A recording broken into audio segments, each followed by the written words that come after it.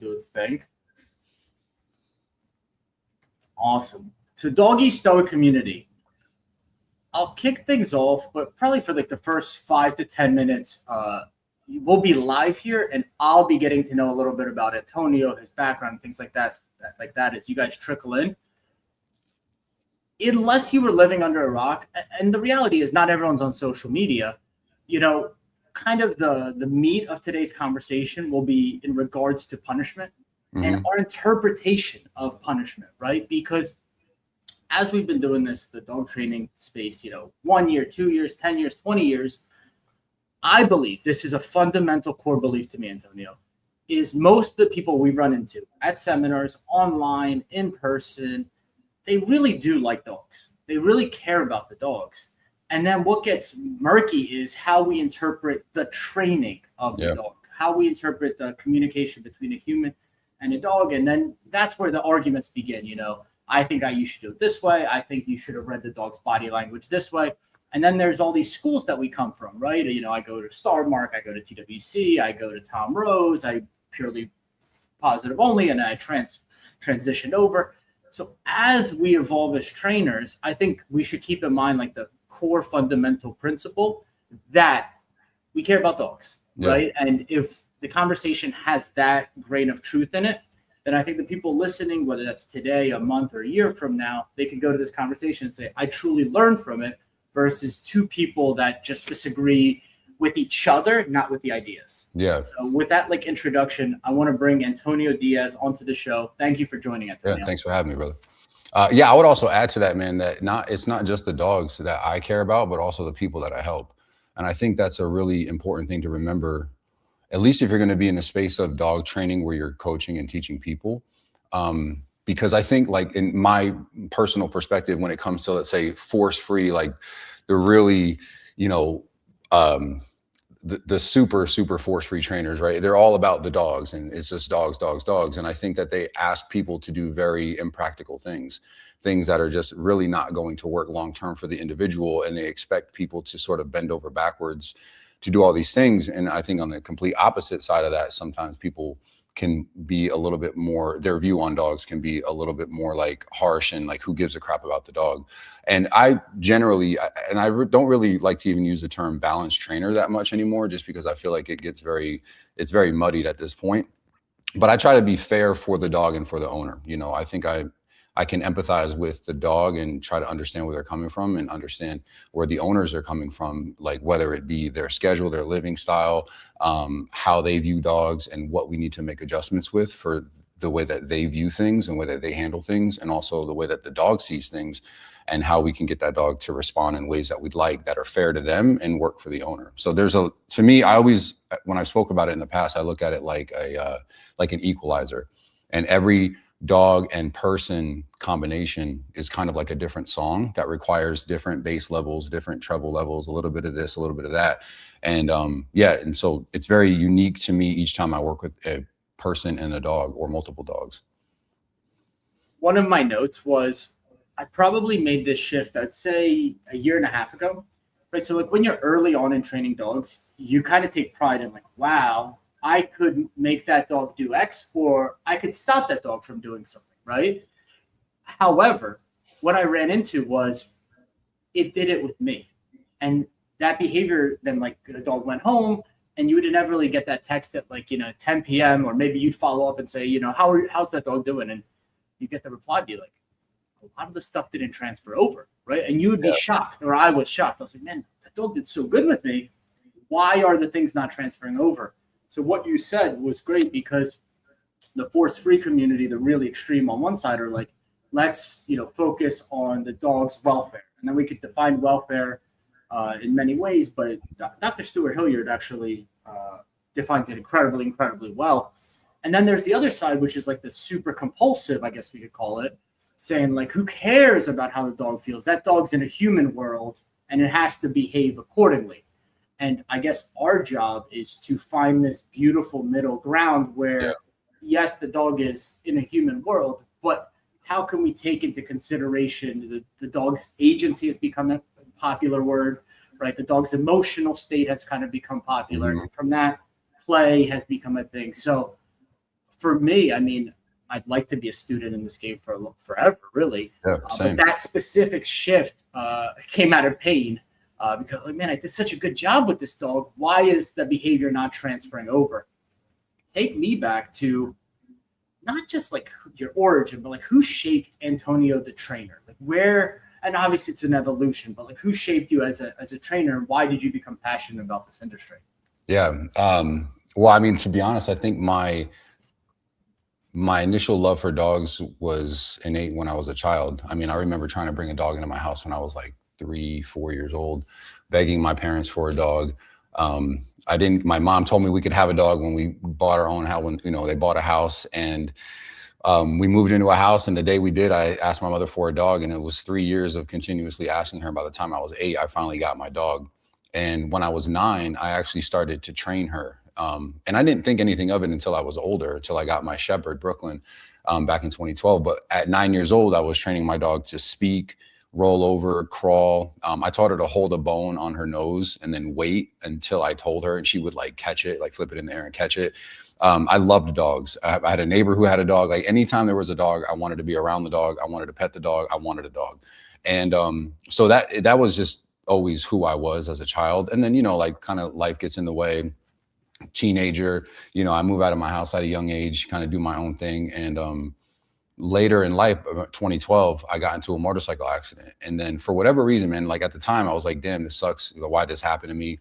And but looking back now, I know why. And it was that accident, for whatever reason, just put me in sort of a depressed state.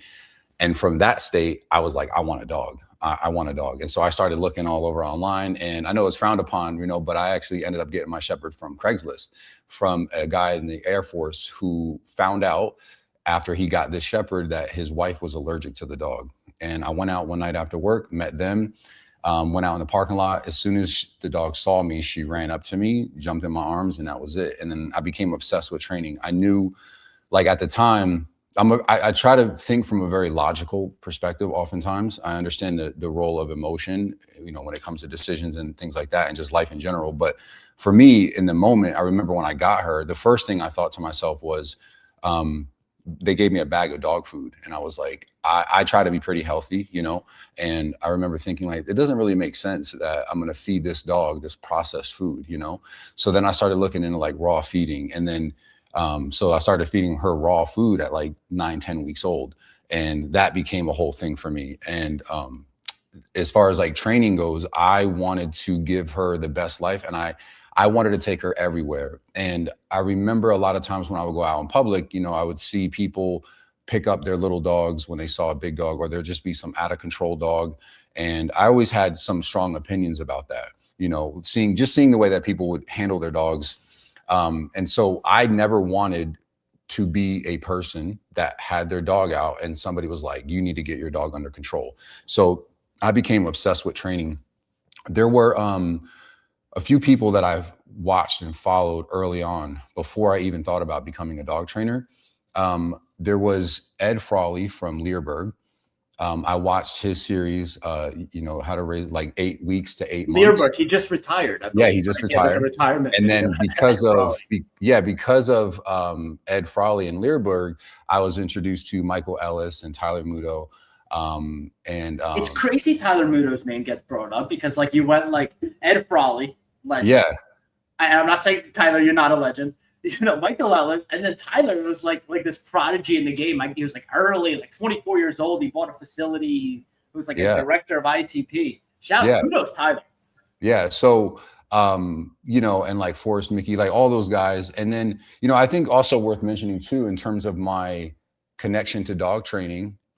When I used to watch The Dog Whisperer back in the day, man, I used to think like some of the things that he would talk about. Like one of the things I know that like Caesar has, he has a big fan base and he has a big hater base too, but and a lot of times people ask me about that and sometimes they're surprised to hear my answer. What I loved about that show and him in general is I think he really brought a connection to how people play a huge role in their dogs' lives. Like it's not the dog, and I remember watching the show and he would say, I train people, I rehabilitate dogs. And like, that always made sense to me, and I remember watching that show and I'm like, oh, this makes sense, that makes sense, etc. When I went to school, I found out that a lot of people didn't really care for him, and I was actually pretty surprised. I also understand that it's a show, so there's a big production behind that. And I remember watching an episode, and I could see a producer, which I would assume that was like provoking a dog, you know, to get more of a reaction from the dog. So I'm like, yeah, I get it. I can see why people feel some type of way. But I would say too that I remember watching that show, and at the time I was dating a girl who had like 2 min pins, and I tried to like have some structure in the house, and she just wasn't going along with it, man. She just wasn't on the same page. And I remember getting frustrated and thinking, you know what, like, whatever, man, do your thing with the dogs. Like, I'm not going to be involved. And I'm not going to try. And that's very powerful to me, because when I go into homes and I see people that can't get on the same page, I'm like, you guys need to get on the same page, because, you know, the husband or the wife can't be doing all this work, and then the other one is not following through and just kind of ruining it and stepping all over the training. So that was a part of my journey as well. And then I started, you know, training my dog, taking her everywhere. And another trainer I think worth mentioning is, I think his name, this is on YouTube. I used to watch a lot of YouTube videos too. I think his name was Training Positive. And that kind of got me also into the world of like clicker training. I had never heard of that before. And mind you, I'm like brand new into this. And so I'm going out with my dog, taking her everywhere, and people would give me compliments and things like that. And she was also a beautiful dog, and they'd say how well behaved she was. And there was one particular day I'll never forget. I was at the park. I used to go to the park. I taught her to catch a Frisbee, and I would take my shoes and socks off and kind of like ground on the earth, you know, and just let the sun hit my body and enjoy all that. And I'm playing with her, and all of a sudden this lady's dog comes by and like grabs my shoe and runs off with it. And she's panicking, this lady. She feels terrible. You can see that she's chasing her dog. She's yelling at her dog. And in that very moment, I was like, I can help this lady. Like, look what I've been able to accomplish with my own dog. I want to help this lady. But there was also something inside of me that said, you don't know enough to go out and try and help this woman, you know? And so that was like a seed that was planted in my mind. And there were a lot of things that I felt like I could do with my life. You know, like I used to be really overweight. So I lost a ton of weight. I lost like 60 pounds, got in great shape. I had a couple motorcycle accidents. And one of the first ones I had, it was because of a faulty fuel pressure regulator. And I didn't know that at the time. So when I would give it gas, when I pull back on a throttle, it would stutter. And I had just bought the bike from this guy. And about a week after I bought it, the bike, like, basically I was pulling back on the throttle, it was stuttering, and then all of a sudden it just got fuel and it took off, and the bike came out from underneath me. So I started fixing my own motorcycle. So I had all these ideas, like I could be a personal trainer, I could be like a motorcycle mechanic, I could do this, I could be a dog trainer. You were in a transition period in your life. Yeah, I think that story hits with a lot of people. Yeah. Like, And I so think why we love the dogs so much is because they come in, they almost want nothing out of us other than like fulfill their needs, but they're like they come into our lives. This is my belief. Yeah. At a really important time. And that's like that seed is planted. And I believe, like, if you look back and people in the comments, people on social media, I think that's the attachment with dogs is like they've helped them through something. Mm-hmm. And I think that's why there's that like the link. And the same thing for your girlfriend or ex-girlfriend at the time. She didn't want to add structure. She probably wanted the dogs to be all over her to fill some form of emotional need for her as well. Yeah, absolutely. So, but yeah, and the dog training thing, just when I really asked myself, like, what do I want to do? That was it for me. And so I decided to take it seriously and go to school. Went to school, graduated at the top of my class, and then came home, started working with rescues, kind of making a name for myself. And then from there, when it came to me learning after I got out of school, I read a lot of books. And I had a really deep desire to just understand dogs and dive further into like learning theory and how dogs learn, understanding the relationship between people and dogs, understanding my own dog, Logan, actually, I would say is probably one of my greatest teachers. And that's because when I went to school, my shepherd, Brooklyn, I mean, she was like perfect. She was such a great dog, great temperament. I got really lucky with her considering that I got her from Craigslist. And when I got Logan was a different dog in school than when I brought him home. I had no desire to adopt him, but I did because I wanted to make sure that he got a good home, and I was concerned that he wouldn't, so I ended up adopting him. But when I brought him home, he was a resource guarder. I didn't see this in school. He went after our Yorkie. He was showing aggression to my wife, and he was just a completely different dog. And I just remember thinking, this is like literally, I just got home from school. I'm trying to start my business. I'm reaching out to rescues. And now I have this dog that is, I think at the time for me, the way that I felt was a lot more than I could handle, a lot more than I was prepared for. And I remember thinking like, damn, am I going to have to like get rid of this dog? What am I going to do? When I brought him home, my wife's aunt was interested in potentially adopting him because she knew that the reason I adopted him was just because I wanted to make sure that he went to a good home.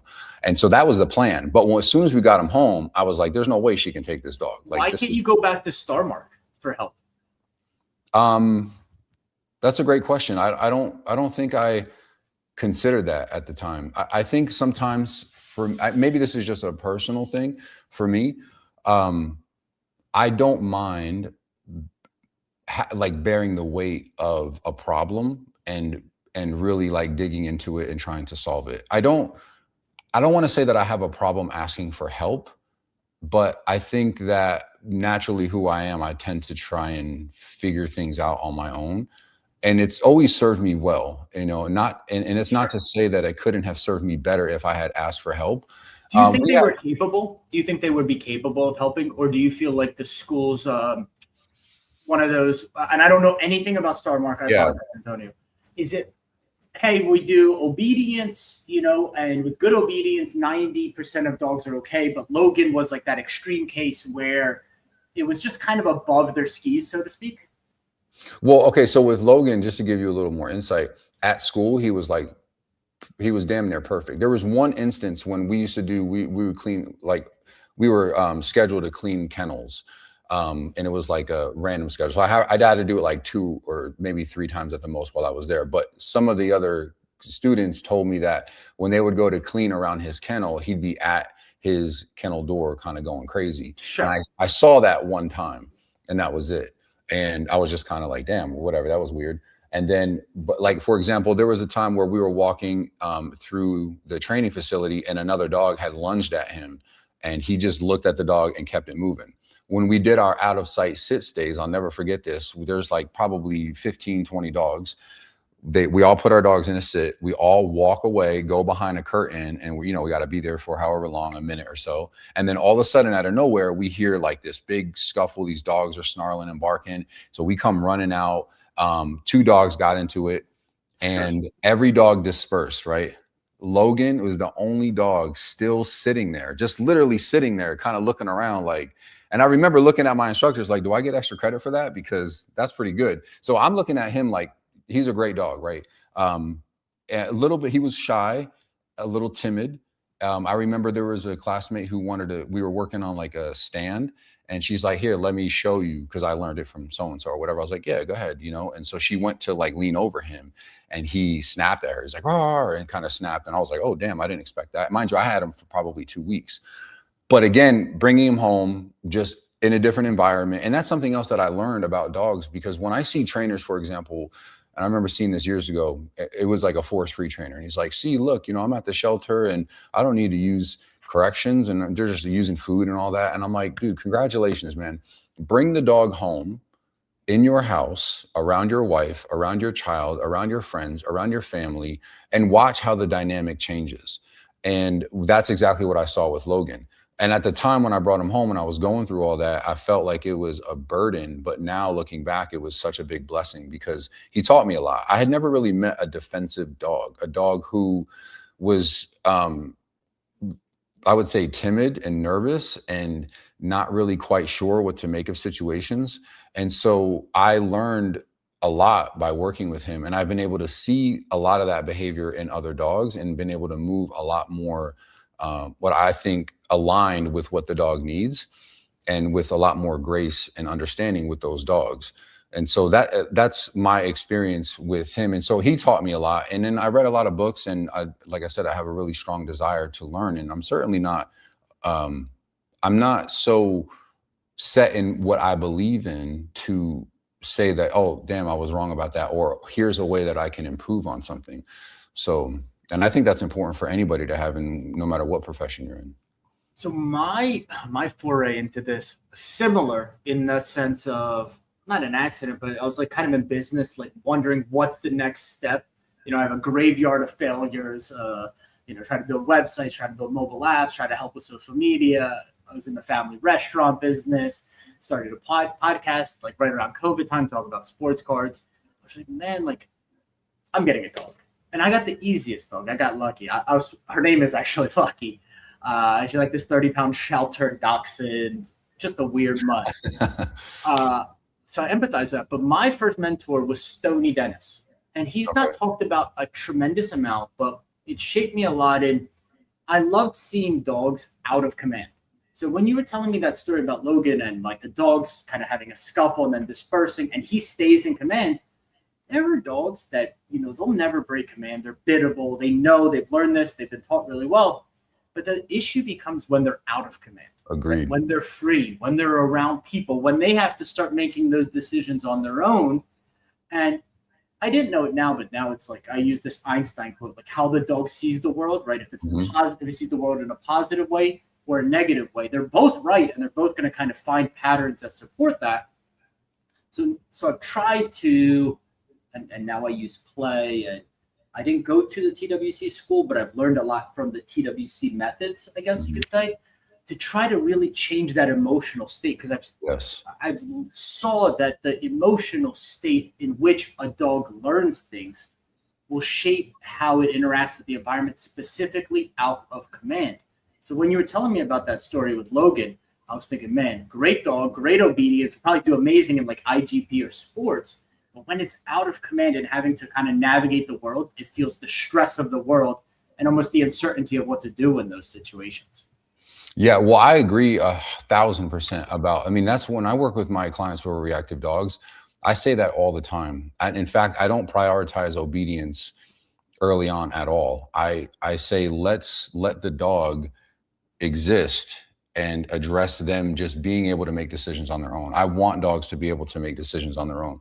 I don't agree with using obedience as a way to manage behaviors unless it's absolutely necessary. And I think that there are certain dogs that would fall into that category. But generally speaking, agree with you. Yeah, like play is super important to me. If I can get a dog to play, I think it's such an underrated way of handling a dog. And I see it a lot with owners specifically, where people just don't think about playing with their dog. And I think they're so caught up in this stress, right? They're so tense themselves that when I'm like, loosen up, like you play a huge role in how your dog is perceiving the world because of the way that you're acting. It's like going out with, being in a relationship with someone, and every time you go out with them, they're in a bad mood and they're uptight. It's like, how are you going to have fun if they're always pissed off? It's difficult. You really have to separate yourself from them. So if you think of that Ben Affleck, Jennifer Lopez video that always circulates where he slams the door. Yeah, exactly. So it's the same thing. And yeah, Logan, he would never be maybe agility. He could definitely do some agility, but I think anything with a lot of pressure for him wouldn't be good. But yeah, obedience wise, he was a great dog. And a lot of what I worked on with him was addressing his emotional state, making him feel a lot better. It got to the point where I felt comfortable enough to bring him to career day and have students interact with him. There was one time though and I'll give you a perfect example of how I would handle him in a situation that I think a lot of people would have handled it differently. So we were at a school, and typically what would happen is the students would come up to the dogs and pet them. My shepherd was completely fine. And for Logan, I would like give the kids food, and he was super food motivated. So he'd eat out of their hand and I'd be petting him and cheering him on. And this one particular time, after the students had met the dogs, I was speaking to the teacher. So I'm talking to the teacher, and Logan is about 3 feet away from me, just kind of hanging out. And then all of a sudden, as I'm talking to the teacher who's in front of me, I hear like this snarl come out of him. And I look, and he's showing his teeth. And I look over, and it was a young kid. The children that had just interacted with the dogs were all autistic. And this kid was standing a few feet away and just staring at Logan like that, just locked in. And as soon as I heard that, I looked at Logan and I looked at the kid, and I was like, hey, bud, come over here, buddy. And I cheerfully called him back, put him in a sit, pet him. And then the kid started walking up, and another kid did. And I just stepped in front. I said, hey guys, Logan needs a break right now. And I think a lot of times when people see their dog act that way, their first response is like, no, right? I learned for Logan that there might be a time where that's appropriate, but like for the most part for him, he acts that way out of defensiveness or in uncertainty. He didn't know what to do. He's looking at this kid staring him down, and that was a response from him. And I've felt even confident bringing him around kids because I know how to handle him, and I've never had an issue with him apart from that one time. But it was very specific, like there was something that was happening. So I've always made a point to make him feel really good and address those emotional states when he's around kids. We did the same thing with our puppy. My wife got a Yorkie puppy a couple of years ago. And because of the history with our previous dog, Minnie, who was another Yorkie, my wife was very concerned. Minnie was older. So when there are issues that happened between Logan and Minnie, basically what my wife was like, listen, she was like, I don't want Minnie near him. So when we weren't home, the dogs were separated. Generally speaking, around the house, it really wasn't an issue, but we made a point to practice good management. And I get it. Minnie was older. There wasn't a lot that we could do with her to help Logan get acclimated to her. But with Charlie, she's a puppy.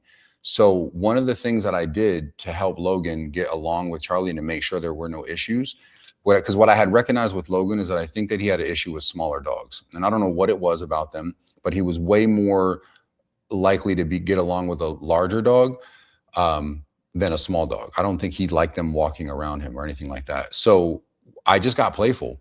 And I actually talk about this in my puppy course, how all I did was get playful with Logan. I would invite Charlie to come in and play too, and I would be a part of that playful experience. And then I would play with Charlie, and then I would invite Logan to come in and play. And I'd get down on like all fours. I'd be down on the ground, pushing him around, playing. And I did that so much. And now it's at a point where we'll hear them running around the house together playing. He's barking and having a time of his life. And, so to your point about play, man, it's just like, it's such a powerful tool that I don't think a lot of people completely understand what they can accomplish if they just loosen up and get a little playful with their dogs. I'm going to try to bridge this for the audience. And this stuff is so hard without seeing, but like this is going to be the crux of the episode, and we'll get into the IACP in a second. But I wanted to ask you, and I feel like this is timely, your star mark or both, the definition of correction versus punishment versus negative reinforcement, right? So when Logan is snarling at the kid, I say or stop to my dogs. That's not the punishment, though. That's not a punishment mark. Why not tell him to knock it off with a stop or an And for me and for the audience, bridge the gap. Like when you think of the word correction versus punishment, how do you differentiate those two? Or are they the same thing? I feel like that's a great question. I think that they can be convoluted. So for me, a correction can be both. It could be a punisher, or it can be, I use it interchangeably. So I'll say that when I work with clients, I kind of use it interchangeably. A correction can be a verbal marker. It can be a clap. It can be a quick, stomp of the foot. It can be a physical correction. I can use negative reinforcement as part of a correction. So if a dog gets up from a sit, I reapply pressure. They sit, pressure goes away. I consider that a correction. I look at it like a correction is fixing a mistake, or teaching the dog to fix a mistake, like letting them, they can correct themselves, for example. But so that would be to me like an unofficial term, but if we're talking about punishment, positive punishment, negative punishment, and negative reinforcement, I would categorize the two, let's say, or differentiate them and say, if I'm using punishment, the purpose of punishment is to stop or decrease a behavior. If I'm using negative reinforcement, then the objective is to reinforce a wanted behavior. I understand that in the dog training world, and I'll never forget when I was in school, myself and a couple classmates, we were like, for like an hour, we were debating. We were like, no, that's punishment. No, that's negative reinforcement. And I think to simplify it, I would say that, again, negative reinforcement is we're looking to increase a behavior. And with punishment, we're looking to stop or decrease a behavior. And I know, like, for example, that punishment video, there was a lot of debate on that. And I think then I understand it. I saw some of the comments, and I think that I'll say this. I think people misunderstood that they think what I was saying was like the end all be all. And if you don't follow this to a T, then you're wrong. And I'll give you an example, like regarding timing.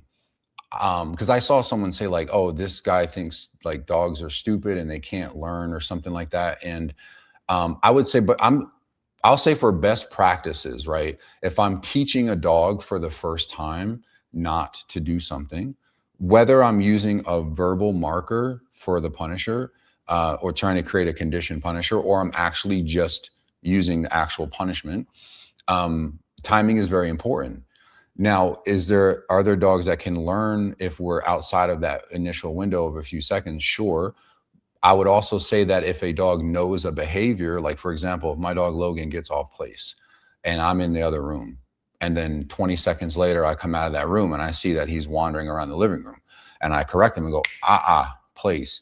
Will he understand why I told him, I believe yes, because he understands that. We have a history of that. He's been taught. But if I'm teaching him for the first time and we're just working on like an out of sight place stay, and he gets off the bed and I come out 20 seconds later and I punish him, I think it's less likely that he'll understand why. So my take and stance on punishment is I want to make sure that that we're being as clear as possible to the dog. Another comment that I saw regarding what I said about emotion in the video is that, something to the effect of like, well, humans are emotional and dogs are emotional. And I agree with those things. To be more specific and clear, when I think about emotion in dog training and the use of punishment, what I visualize is like a dog owner who is extremely frustrated, they're angry, and they're letting their emotions control their actions. And that's what I'm referring to. Now, do I think that if I have a dog that responds, well, like I go, and then I go, right? And like, I personally would label that as intensity. I wouldn't call that emotion. I would say we've intensified, right, the verbal marker or correction. I wouldn't call that an emotional response. Now, is it also understandable if you're pissed off, right? You're frustrated at your dog and you are in fact angry, but you're still handling your dog, but you're doing it in a very controlled way. Like you're pissed, but you're aware of that. And you're like, all right, I'm not going to like take my frustration out on this dog right now.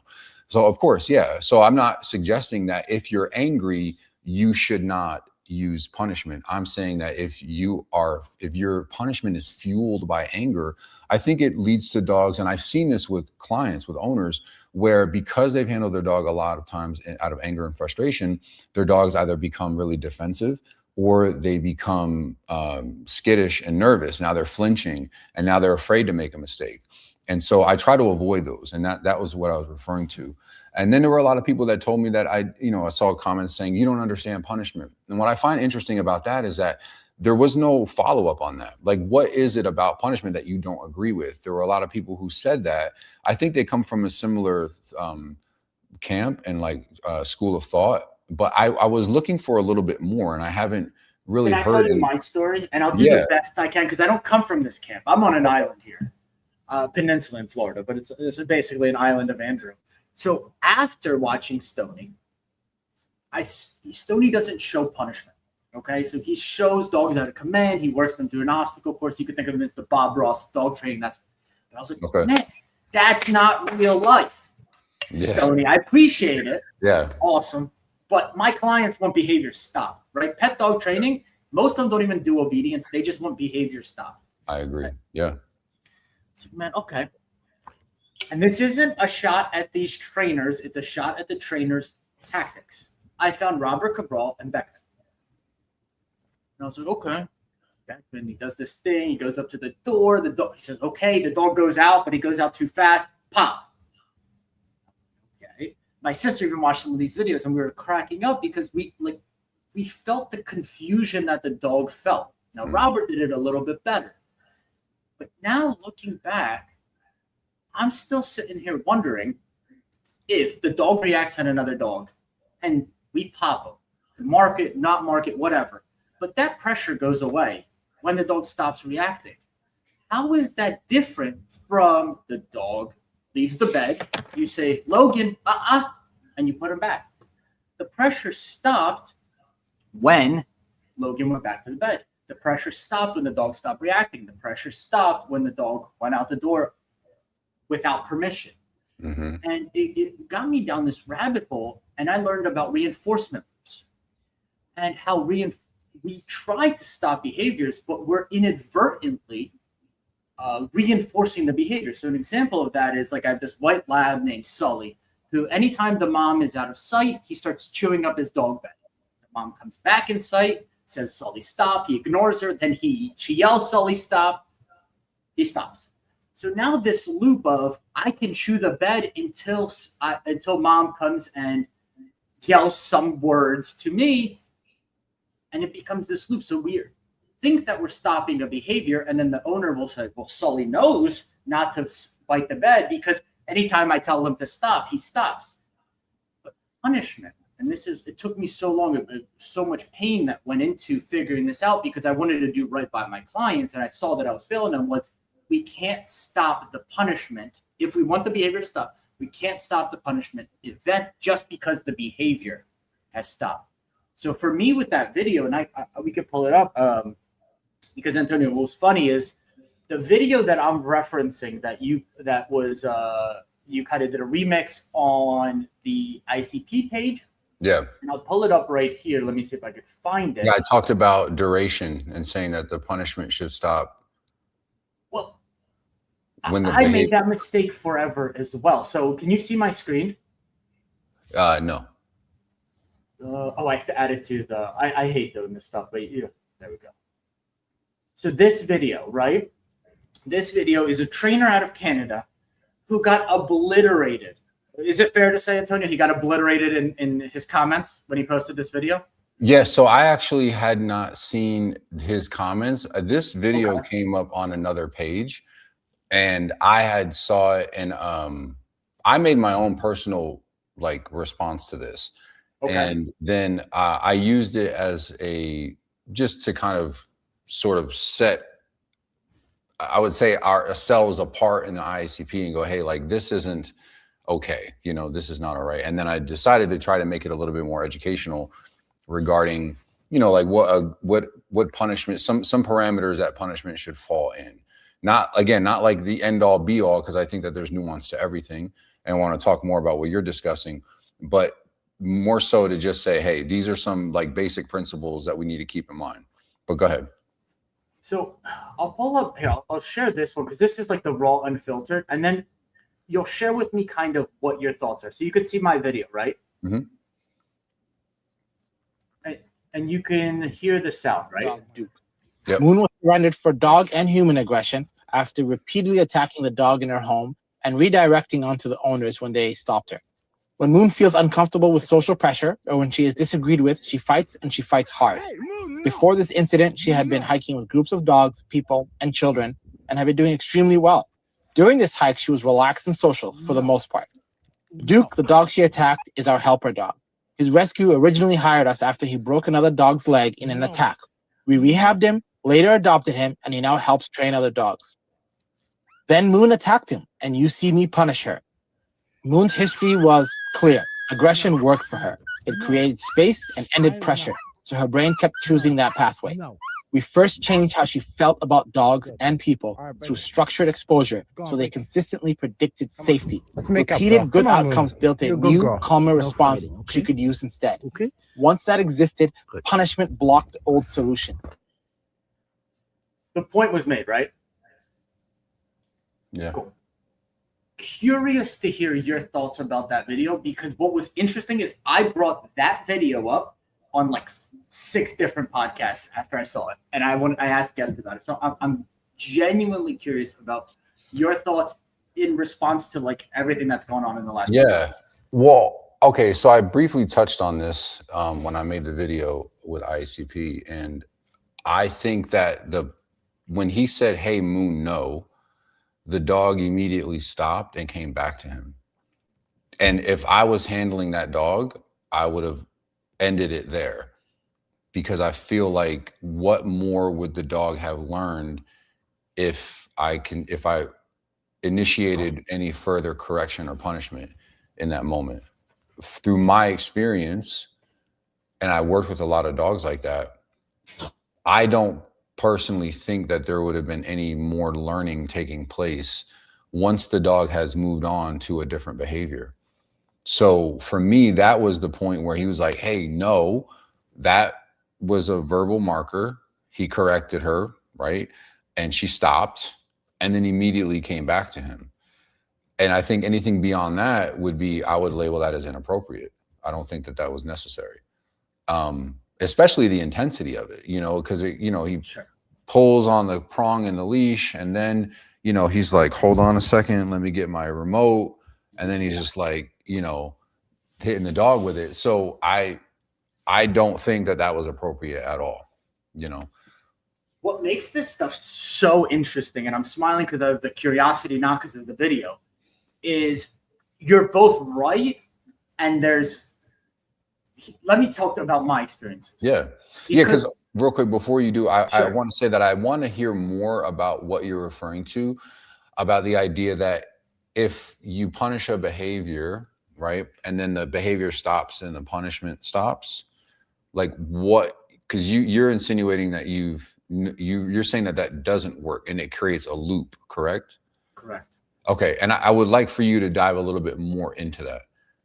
Because I agree. I want to say it can work. Loops. Okay. I want to say it can work, but it also can create a reactivity loop.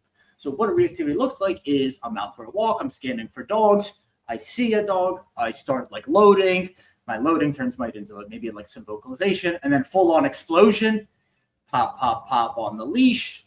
You could mark it with a no, pop, pop, pop on the leash. I stop, I look at mom, the pressure stops.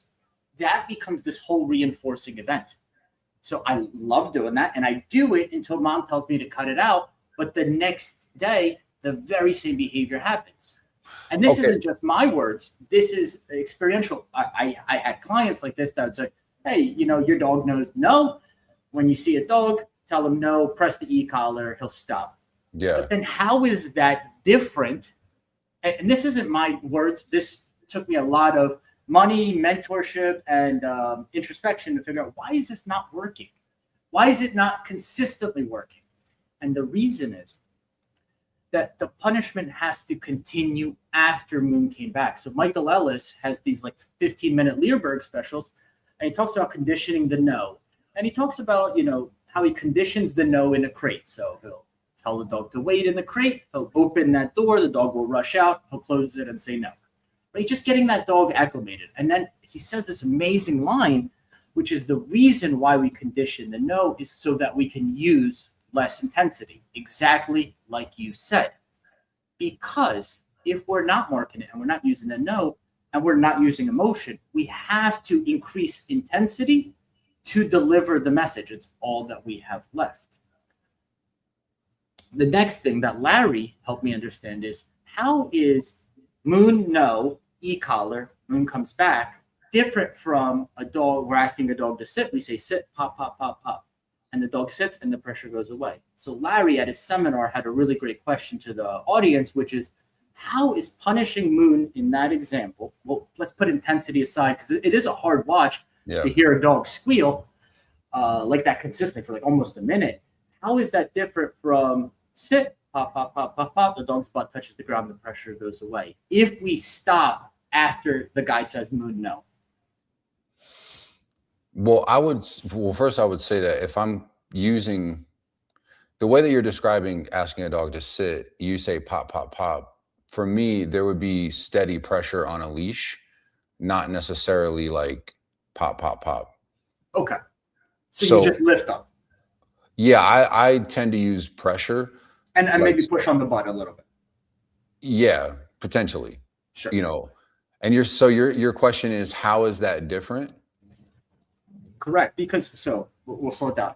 I tell a dog to sit, maybe wait a second, right, to give it the opportunity to sit, but it doesn't even know it or it's not complying. So you pull up, push the butt down, and as soon as the butt touches the ground, pressure goes away, right? That's negative. And That's negative reinforcement. But in that same video, Moon attacks a dog. The handler says, Moon, no. And let's even say he presses the e-collar once. And Moon comes right back. It's like, whoa. How is stopping the pressure at that moment? And we could talk about what pressure looks like, because this is where I think emotion could come in, or whatever we call emotion in that scenario. Spatial, maybe relationship pressure, social pressure, all of that in like that. But how is that different from Moon coming back after the first e-collar tap and the handler not continuing the punishment event? Well, what is the function of the pressure in the sit example? It's to get the dog to put their butt down. Correct. Right? Teaching them to sit means put your butt down. Okay, so then what would be the function of the use of the e-collar or the no in the situation with Moon? To get her to stop the attack? Get her to stop doing that behavior. So my question would be, did the dog put their butt on the ground? Yes. And then that's when pressure goes away. So did Moon stop when he said no? And if the answer is yes, then again, I wouldn't see the need to continue to correct. I want to go back just for a second. Sure. When you were talking about like with a reactive dog, and a client says, oh, okay, well, the dog runs out, and then they punish the dog, pop the collar or whatever. Yep. Then the dog comes back, and then it kind of creates this loop where the dog does it again. I think that there's a lot of things to understand about the particular dog that we're referring to. What's the function of the dog's behavior? What is the reason for them doing it? I would say that I have met dogs that actually enjoy being reactive, right? I've met dogs that are doing it out of frustration. I met dogs that do it because they're nervous. So there's different reasons, and I think those reasons are important to understand. For sure. The other thing that I would say too is if I hear that, my first thought is, I think that I would say to the owner, your timing is probably off, and so is the intensity that you're giving the correction. If we have better timing and we can be more clear to the dog as to why that correction is happening, because in my experience, and we're talking about a client here, and maybe even just a novice dog trainer, it's likely that their corrections, their punishment, are actually fueling the dog's frustration, and it's pissing them off. I have had dogs where they get a prong collar correction and they eat it, and it just pisses them off, and it keeps going. Sure. Right? Now we're intensifying their response to the dog. But then I say, okay, well, let's switch to an e-collar. Excuse me. And then we use an e-collar on the dog, and I'm going to be speaking on how I deal with reactivity at the conference this year at IACP. But to give you an example, like one thing that I would say I like about an e-collar versus a prong collar is that with an e-collar, I can use continuous pressure on a dog who is reacting in that state of reactivity. And so I can use duration to aid in the understanding for the dog. But I still, in my experience, would say that when the behavior stops, I'm also going to stop correcting the dog. And I personally haven't experienced the loop that you're referring to. I have seen it with clients, but I think that, again, I would label the error in timing and intensity. Similarly, I see, for example, where people think they're punishing a dog when their dog jumps on them, and they say no, and they push them off, and the dog jumps right back up. No, and they push them off. And I would understand the argument if someone says, like, if a trainer says that's not punishment, I would agree and go, yeah, the owner is actually reinforcing the dog's behavior in that sense. And I've seen it, I guess, with clients with what you're saying, but not in my own handling of a dog that's reactive, where I would look at that and go, I'm seeing a pattern here that the dog is actually continuing to do it. In my experience, the behavior becomes reduced and decreased and ultimately can stop. So I'm really curious I would love to hear you dive deeper in maybe your own experiences or something that other trainers have talked about where it is in fact reinforcing or causing the behaviors to continue. So I want the audience to also understand like the kind of the tone and tenor here. behind where I live is this apartment complex, and there was a young girl walking her German Shepherd off leash, and we got to talking, and she's like, yeah, like, you know, For the Dogs, shout out to For the Dogs, Wesley. She joined his online program, and she was like, yeah, like she's doing so good. And she was talking about corrections and punishment, and I couldn't help myself. I said, that's not punishment. And so like all of this stuff, at least I deliver and I speak about it from as much of a positive light as I can, right? Because my belief, again, back to the first minute of the episode, I truly feel everyone is trying to do the best they can for the dogs with the knowledge that they have. I don't think people are out here trying to physically abuse dogs. That's my perspective. But I said it's not punishment. So I'll give you an example. I said this to her, and it doesn't always make sense to her, who's like she's like a young dog enthusiast, but it doesn't even work for her. You're speeding, you're driving, right? You start speeding and you see those lights behind you, right? You slow down to the speed limit. The cop doesn't let you go, right? The lights are the interrupter. You pull over. The cop goes to your police officer, goes to your window. License or registration, Antonio. Have you been drinking tonight? Sorry, I'm using you as an example. It's all good. Where are you going tonight? Right? I would argue that's social pressure, whether we like it or not, hands on the steering wheel. Like you could be the toughest, most macho guy, the most beautiful girl that could just cry on demand. But even then you get some nerves, right? You get a little bit of like kind of discomfort. The hope being there that stops your behavior, right? But let's say he sees you do that 3 times that week. He might say, Antonio, now you have to go to court. Antonio, we might be revoking your license. I feel like an asshole using just Antonio. Okay. You're a great guy. But does that make sense? So it's inescapable. That's if I and again, this isn't me because I messed up so much. This is good mentorship and really good help, and people online just trying to like kind of guide you in the right direction because I think they truly care about the dogs. It can't be escapable was the biggest one. The emotion and the timing we could kind of discuss, but the inescapability of it, meaning a dog can't perform a behavior, whether that's an obedience command or like an appeasement behavior, to get out of it. That was the biggest takeaway for me. I got you. I would agree. I would actually agree with that in the learning stage. Like if we're teaching the dog that, and then yeah, we have to be consistent. Like, but that's why, I mean, do you agree or disagree with like schedules of punishment? Can you explain that? I'm sorry, I don't know what that is. Yeah, so like, for example, if I'm first teaching a dog a behavior or not to do something, for example, when we're using punishment, then anytime the dog performs a behavior, I'm going to apply a punisher, to be clear about that, right? So the purpose of a punisher is what? To decrease or stop a behavior. To stop a behavior, yes. Yeah. But would you say decrease or stop? Or both? I want the behavior stopped, but the technical definition is decrease. But I want it to be as. I would say that it depends. I would say it depends, and what I mean by that is, let's say, for example, I have a client who has a dog who barks, right? I get this all the time. I want my dog. I want them to be able to bark if they hear something outside. Yes. But if I tell them to stop, I want them to stop. Correct. Right. So in that sense, we want the behavior to decrease.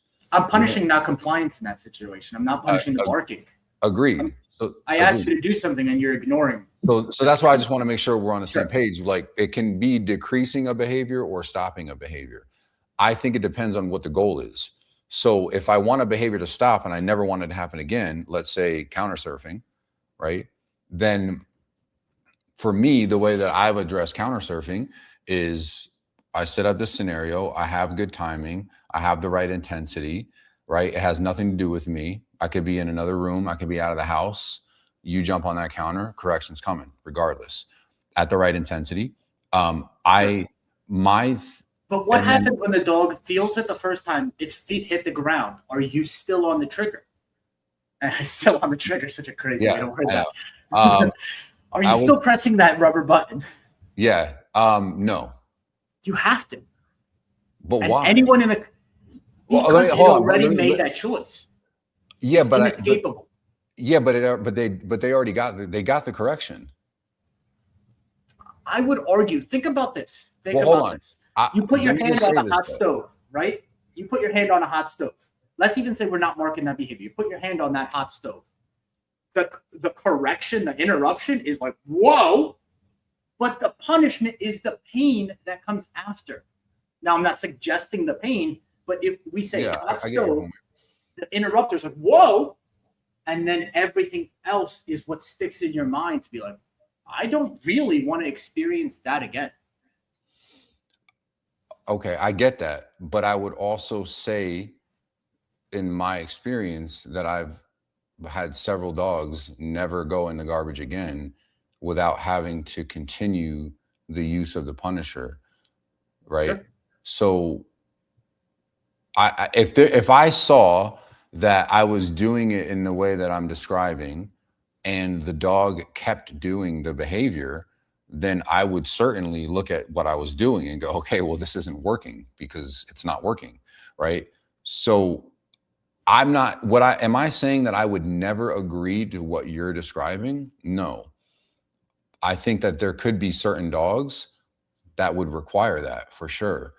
But I think from my perspective and experience in the use of punishment, that I don't really see the need to continue on if the punisher itself has helped the dog understand when it was applied with good timing, then why would I need to punish them for a longer duration? So I'll tell you what. So 2 out of my 3 dogs would agree. So my golden retriever. So with that said, real quick, let me ask you this: are you saying then that what you're suggesting isn't necessarily like, written in stone, but it's your general practice? But if you find a dog that you felt like you needed to make an adjustment for, that you would? I found that, I hate the word more difficult, because what's more difficult to one person it's such a subjective word. I would say more determined, that's the word I want to use, determined dogs in what they are looking to achieve your intensity will skyrocket. Experience. This guy right here is actually who comes to mind. And the effect goes down, and the emotional fallout, the relational fallout that has to increase with the intensity is not worth it. Where now, the way I do my punishment with determined dogs, as we said, a lot of dogs are just like, whoa, I just don't want to do that ever again. I don't want to feel like that. They're biddable, whatever. But with some of the tougher dogs, I go really strong condition punisher, and he can condition it on the job. But I do like Michael Ellis's condition the crate, an interrupter with the e-collar, 1 or 2.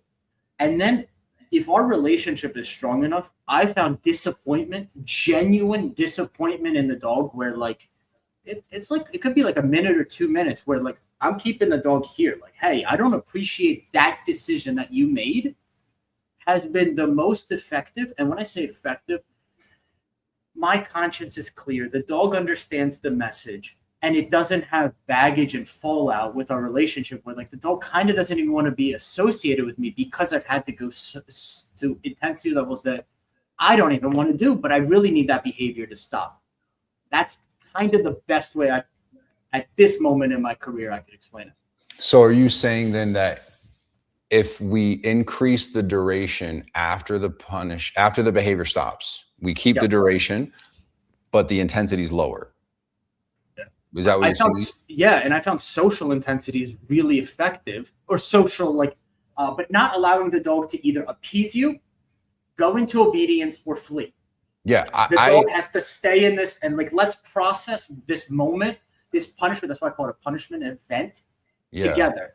But if the dog starts trying to do stuff, I will give it leash pops to say, hey, we're still in this event.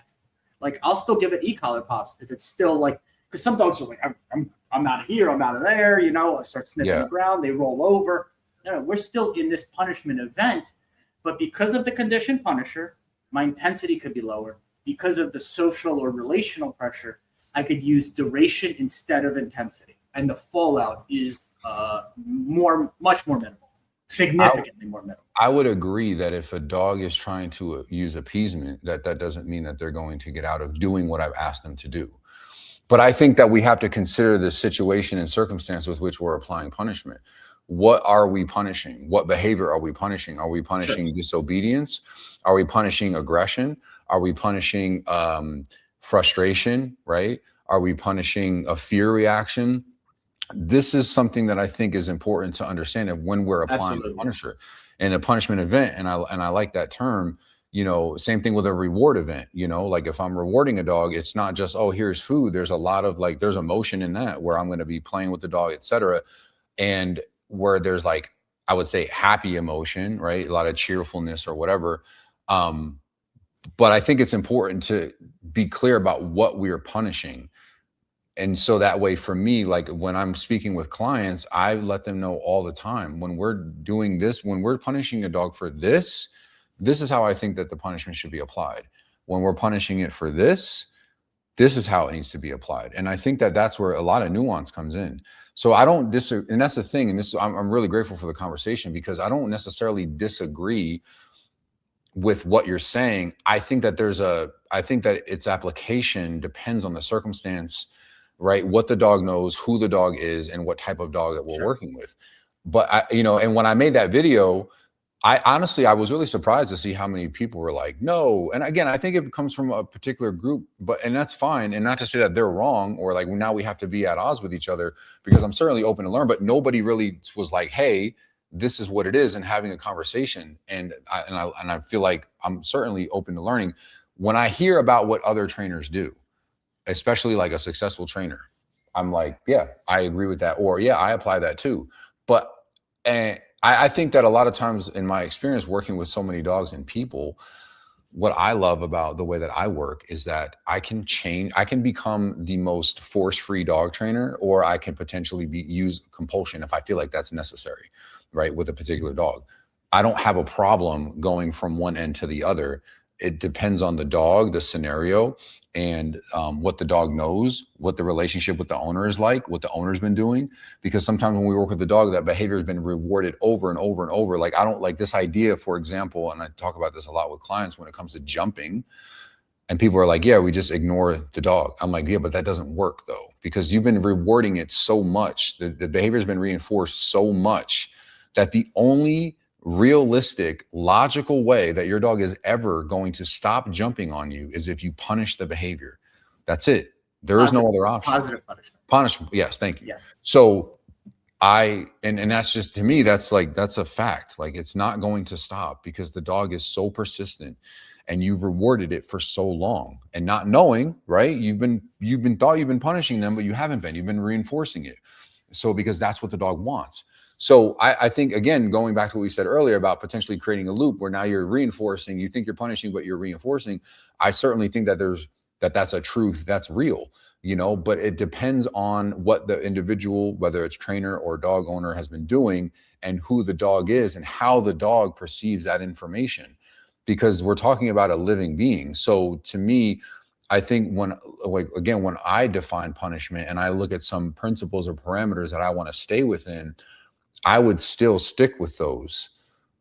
I think, and I've heard some kind of with everything going on, I've heard, and correct me if I'm wrong, you might agree with this, that does it sound, based on the way that I described it, that means that we always have to intensify the correction?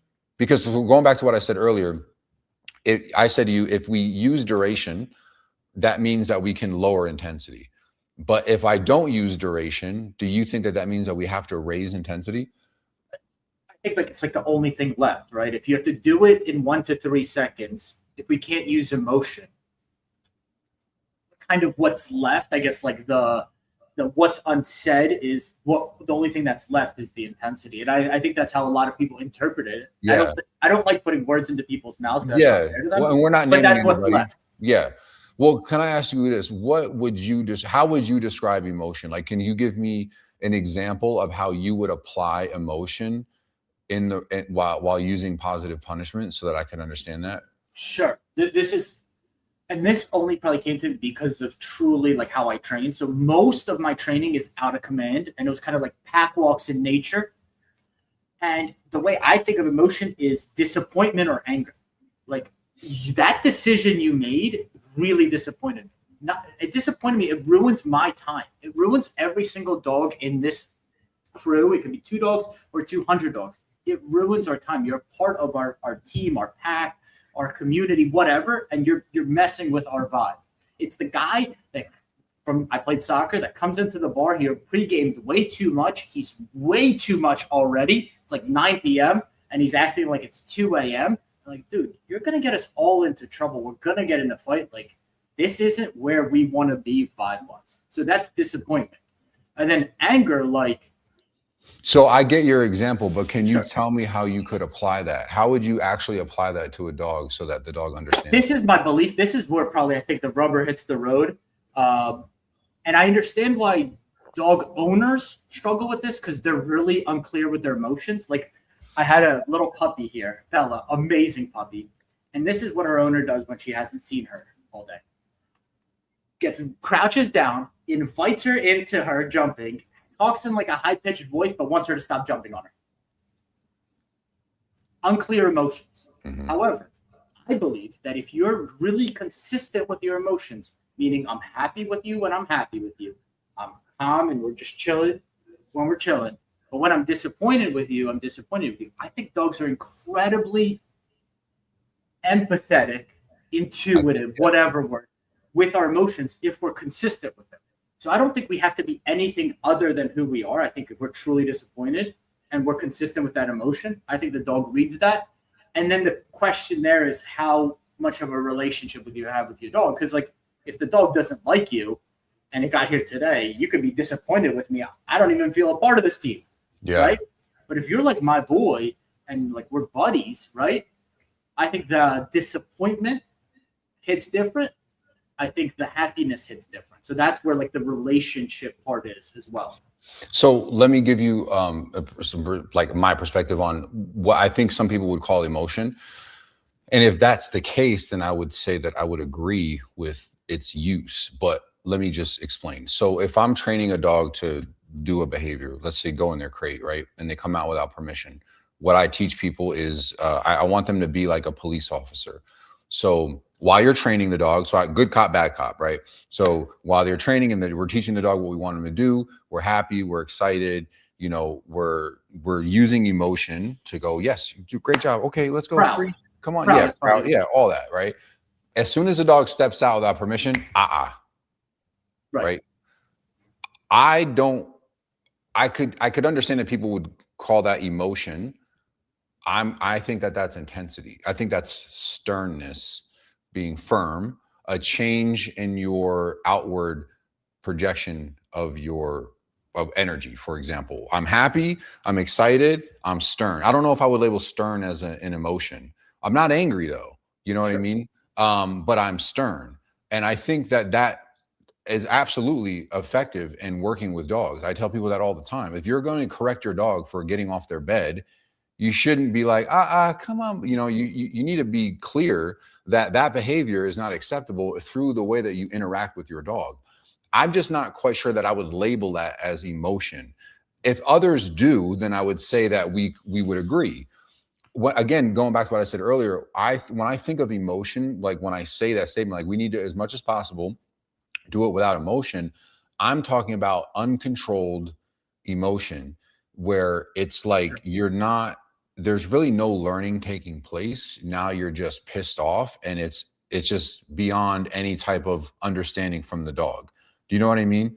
That's what I come from an immigrant family from Russia. Me too. Yeah. So we have from Ukraine. USSR. My wife is USSR. Okay. Is that right? Yeah. She's from Azerbaijan. Oh, that's amazing. Yeah. So I know all too well where, like, so our restaurants, I don't know why this is a thing. They put bottles on the tables, right? There's no bar you go to. There's bottles on the table. So the evening starts out with good time, but sometimes I know about it. sometimes you're debating politics like that have zero effect on you. And now you're just yelling and there's no conversation to be had. And people are just like, let's just go. Gotcha. Yeah. So I lost my train of thought. Regarding the emotion, I would agree with that. However, I've met a lot of dogs that if you implement too much of that sternness, they can shut down or they can You know what I mean? So to me, that's where, and again, I'm coming from the perspective of working with a lot of dog owners who have unintentionally and unknowingly used too much emotion in the way that they interact with their dogs at the wrong times, which is why I would say we need to remove emotion and be more clear about timing, because again, their timing is bad, you know. So I think there are certainly workarounds to timing and getting a dog to, you know, understand what we're doing, using intensity in certain ways. I think intensity can be amplified in our voice and in our body language, in the way that I tell people, like, be rigid when you're telling your dog to get back. Be rigid. You know, when I'm working with them and teaching them, I'm loose. When they make a mistake, I'm rigid. Especially with a dog that's pushed that owner around for basically 5 years, yeah, which is a lot of the cases. Yeah, like spatial pressure, things like that. So again, if people call that emotion, if people think when I say don't use emotion that I'm saying don't do that, then I would say you're misunderstanding what I'm saying. If you think that emotion is the application of being more stern, using spatial pressure, and things like that, then I would say that I agree with you in its use. I, again, think that emotion is like misplaced anger, you know? So yeah, when I posted, like, we're going live, like my DMs, as you know, there was a lot of support for you. And I want to share some support that I have. I think being an education director of any organization is nearly impossible. Being an education director of dog training, suicide mission, kamikaze. Why did you take that on? And what did you learn from it? Share with me a little bit about that. Yeah, I took it on because ever since I started my business, I've enjoyed, as I've said in my website and all that, I want to educate, empower, and encourage dog owners and dog trainers to be better owners and handlers. So I value education, and I think that with the internet, you know, a lot of information can be really hard to come by, because there's, you know, you go into a comment section, you're like, oh, everybody thinks this, so therefore that must be true. And then you you watch another video and see another comment section, you're like, okay, well, that's not true. So there's a lot of like conflict. And I love the idea of having discussion. I think that is great. And I think that we should have discussions. And that's why I appreciate the IACP. And when I was asked to become the director of education, I just thought I was very grateful for that opportunity. And I took it because I value education and I value conversation. And I also understand, and I knew that taking it was probably going to put a bit of a target on me, you know, and put me under scrutiny and a lot of judgment. And everybody trains differently. And I actually value that. I don't think that everybody needs to train like I train. And I think too that some people misunderstood, like when I posted some videos, I think some people felt like I was coming in like, I'm running the show now, you know, you need to do it like I do it. And that really wasn't it, you know. And I honestly never thought that some people would object so much to the way that I describe punishment. I really value this conversation, and I intend to speak with other people regarding it too, to kind of dive deeper into their perspective and have the conversation. I think that what I love about dog training in general is that it's so nuanced. There's so many different things where we can say, I don't think that there are many things in dog training that we can say that are like 100% written in stone, because it depends on the dog, the history, the relationship, the situation, temperament, health. There's a lot of things that go into how I handle dogs. So, and that's what I love. And another thing too, regarding the IACP, is like the diversity of trainers that speak and the wealth of knowledge that you can acquire by attending like a conference or just learning from different trainers, I think is invaluable. And so that's, for me, one of the reasons why I joined as the director. And then as a member, you know, and I know you didn't ask me this question, but I value the fact that they fight on the legislative side to have trainers be able to continue to use tools like e-collars and prong collars. And I think that that's invaluable to our industry. we talk about that? How big of a concern should that be? And you could answer that two ways. Like, it could be US versus the rest of the world. The legislation part. How big of a concern? Yeah. Dude, it's like I feel like it's a creeping thing, you know, that because like, if you look at it from a perspective of like influence, right? You have one country, let's say, that bans training tools, and then another country, and then another country, and then another country. And so then you have lawmakers that are able to say, look at all these other sophisticated westernized countries that are doing it. We should do it too. And so I think it's more important now than ever to have people understand the severity of how potentially close it is to happening here. And if you really this is care, in America you're talking about. Yes. Because they're trying to do it.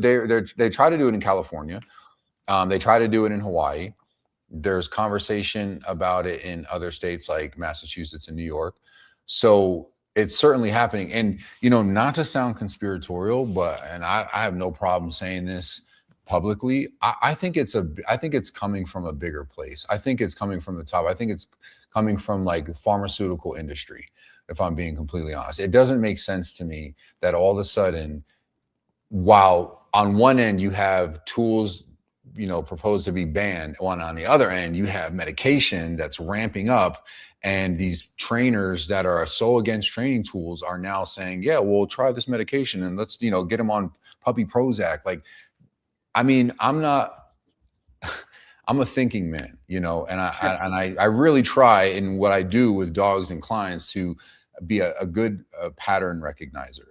And it seems to me that if you look back in the history of the way that certain things were removed from education, let's say like herbal medicine, at the same time where pharmaceuticals were being put in their place, I feel the same thing is happening in the dog world, where tools are slowly being, you know, demonized, and they want to be removed. And I think a lot of the people that are behind the movement of the removal of tools don't even understand what's actually happening. I think that it's a control of education, and I don't think it's a good thing at all. So to me, it doesn't make any sense to not have the ability to physically communicate with a dog when that is how they primarily communicate with each other in the physical realm. I think that it just doesn't make any sense. So, and I think that even if you may not agree with something that I've said, for example, you're like, oh, I don't like what he said, or whatever it is, you know, I think at a very fundamental level, the IACP is the only organization that is currently really fighting legislatively, right, to protect those rights. And I think that that's something that even if you have an opinion of anybody, including me, on the board or in the organization, I think that you should really consider the power behind numbers if we all really truly want to fight for our rights to continue to have these tools and to train,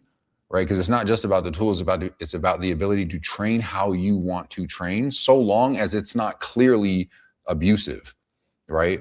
And I think that it's like this, it can be subjective for sure, right? Because obviously we can have a force-free trainer go, oh, look, he put pressure with a slip, he's using a noose, it's abuse.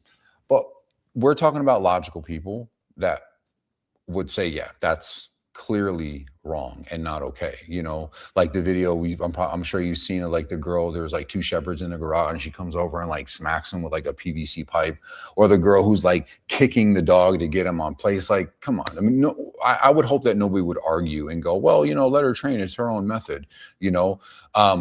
But so for me, my thoughts on it is really simple, like controlled stress. Like, does the dog understand how to get those kicks to go away? And in that circumstance, the dog has no clue how to get those kicks or why. I think the application of intensity should match the behavior that we're working on. Teaching plates.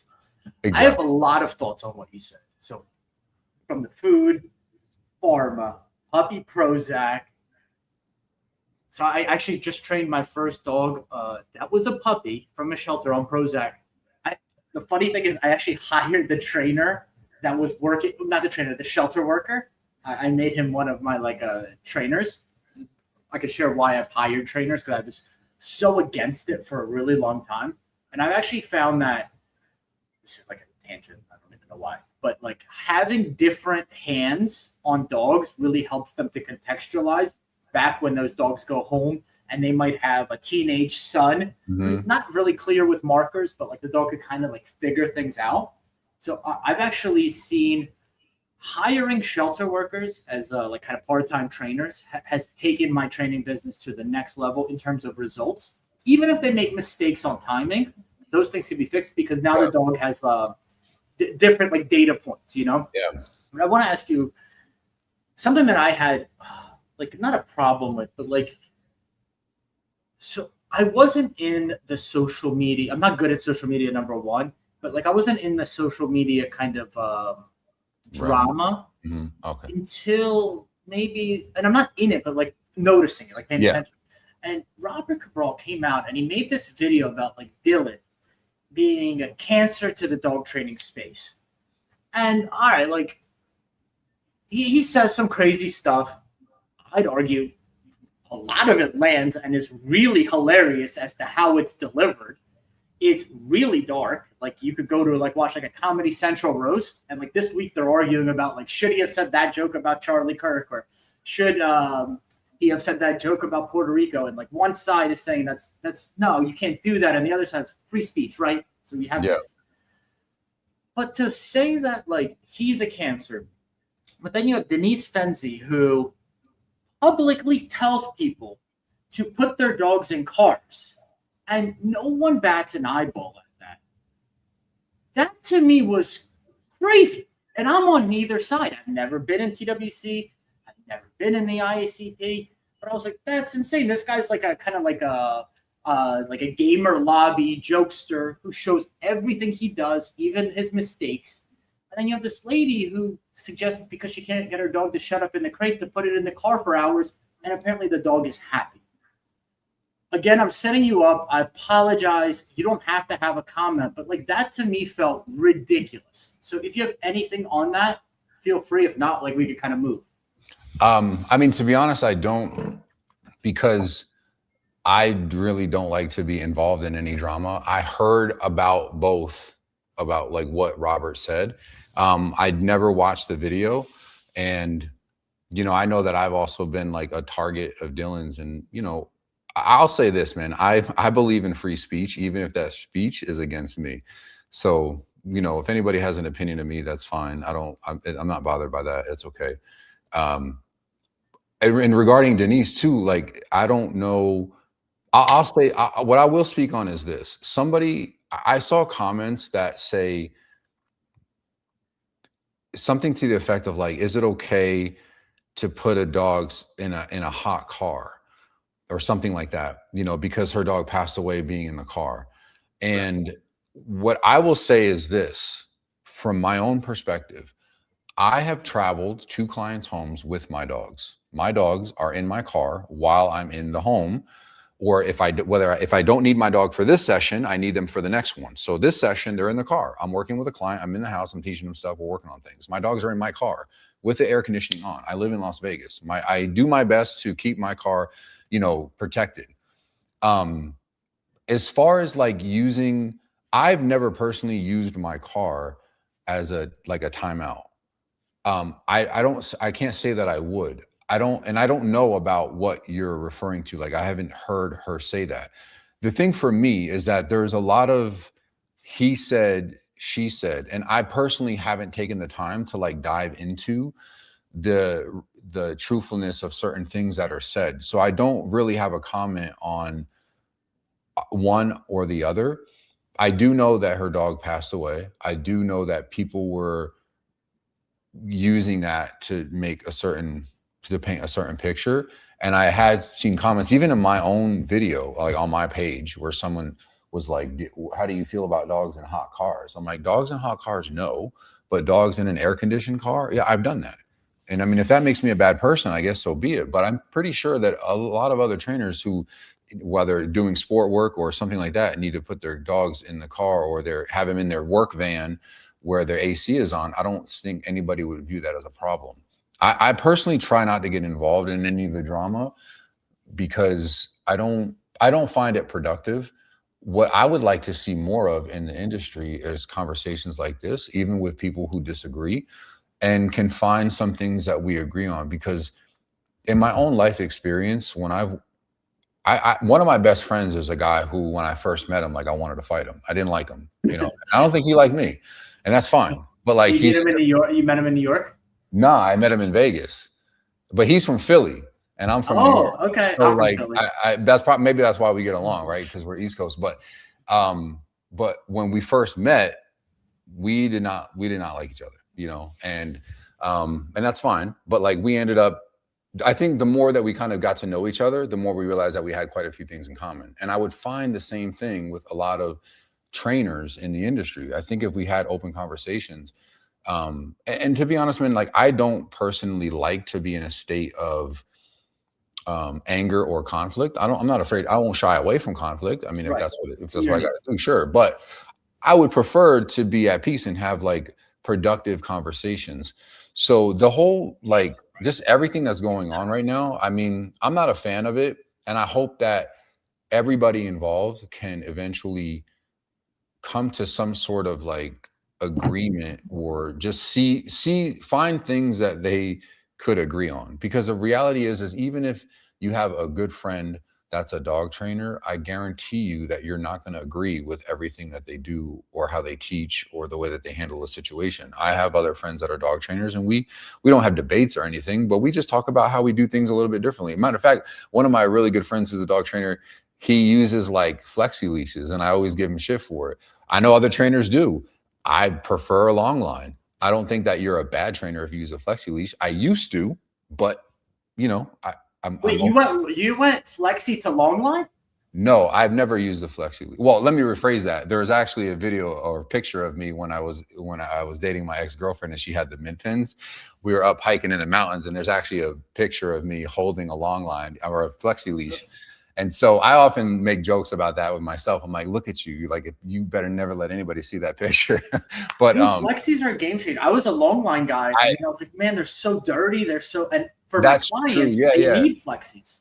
So my thing about a flexi leash is I don't like the fact that they're bulky, right? Yep. You got to hold this thing.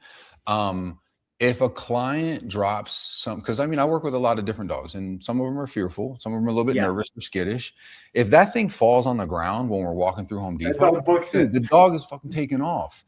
And I'm like, I think there are pros and cons to it. I can absolutely see the convenience of a flexi leash, but I don't particularly like it. I like the idea. A lot of times when I'm using a long line, one of the goals for me with a long line is to drop it on the floor and let it drag, you know. Agreed. And of course, you know, if I'm walking around a store or something, I got to be mindful, and maybe I got to unhook it from the corner where it got caught. And so there's that management of it. But and then also, I get it. Like, long lines can get dirty, especially if we're walking around in the neighborhood and on pavement. Absolutely. But those are like, and owners don't know how to use them. Like, you give an owner a long line, it starts wrapping it, and it just turn it into a short line right away. Well, for sure. And I think that's part of coaching, though. So I tell people all the time when I use a long line, I'm like, I hold the long line. I'm like, okay, look, ready? This is where you hold it. We don't need any of this. This is where your dog is. And, you know, I talk to them about, for example, like my way of locking in the leash by putting it around my index finger, giving them a good anchor point. So there's certainly things that need to be addressed when using a long line. And I would say also with a flexi leash. But that was just an example for me of, like, I have a friend who's a great trainer, and I always give him shit because he uses a flexi leash. It's like, dude, you're not going to catch me with a flexi leash, at least not right now in my career. It's for the owners. But let me tell you a flexi leash fail. We should do, by the way, all you guys listening, flexi leash fails would go nuts on social. Oh, yeah. But Pam, if you're listening, so Prozac puppy, this dog named Jelly, got her off Prozac. Food drive comes back. Play drive comes back. Dog's doing really well. We're starting to bring that dog in public. And Pam just short-circuited. Pam's the human. So she opens the back door, and she just says, "Free!" And we're like in a shopping center to take the dog into a store. And I look at her. The dog jumps out. And it has a flexi lead, so it hits the ground, and the dog just starts sprinting around the shopping center. with the flexi lead behind it. So the dog's like, I'm in constant danger. So the dog won't stop. So flexi lead fail. I was like, 3? I was like, just grab the flexi and walk the dog out of the car. But she was like, Jelly, free! And Jelly jumps out, flexi hits the ground, and the dog just books it. How would you handle if you're working with another dog and let's say you want both dogs to have a little bit of freedom? You have 2 flexi leashes? If I want the dogs to have freedom, I would bring a flexi and a long line. Okay, so basically you're limited to 1 flexi, and then every other dog is on a long line. No. So I use flexis for like public socialization, whether it's interactive or engaging. I don't want that dog to be limited. Like, if I need the dog to walk by my side, it will know heel by that time, or walk, whatever, and it will be in a walk or a heel in a flexi. But I also want to be able to free that dog for a few reasons. One, I like when the dog walks ahead of me. I want it to be exploring. I want it to be curious. I want it to be confident. And I'll put you back into command if I need you to walk by my side. That's number one. And if we go into nature, I'll have a long line or like a medium line ready to clip on, take the flexi off, so that I could still give you guidance, but you're basically free. So I'll bring both. If we're doing like a public access and a nature walk, I'll just bring both. Yeah, I feel, man, every time I think about a flexi leash, I'm like, just get out of my hand. It's for the owners, man. Because, dude, owners I found are so restricted by the leash. I find leash handling skills for owners as one of the hardest things for them to learn. Yeah. Right? They always choke down on it. They make the dog uncomfortable. And basically from the get-go with the short leash, even if they're on a prong, there's conflict and frustration between the dog and the owner. And I want to get rid of the frustration. I want the conflict to go away.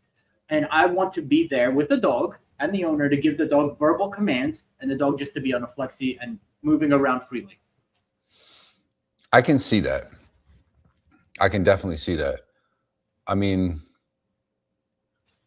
I still don't have a reason that I would want to have them use that. One of the main reasons too is like, I would say I'd be more inclined to have an owner use a flexi on a puppy, than like an adult dog who has bad behavior tendencies and bad problems and or reactivity. I think I would actually prefer to teach an owner with a long line. Well, you could do it with a long line, but you get a fearful dog, Antonio, and even if it's on a long line, the owner starts choking down on that long line, right?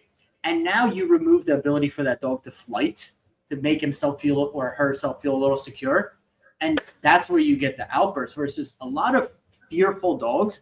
They just want to move away from the fear. Mm-hmm. And because of a short leash, they can't.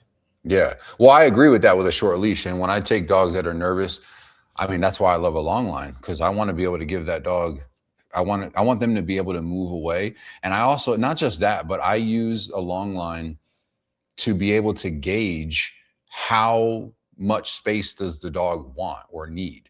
And given if I'm using, let's say, habituation, or I'm trying to desensitize them to something, I can kind of gauge how well they're doing and how progress is going by how much space that dog wants to create. I tell people all the time that use like a 6-foot leash, or they're tight with the leash with their dog, and they're like, oh, my dog is pulling. I'm like, your dog is afraid.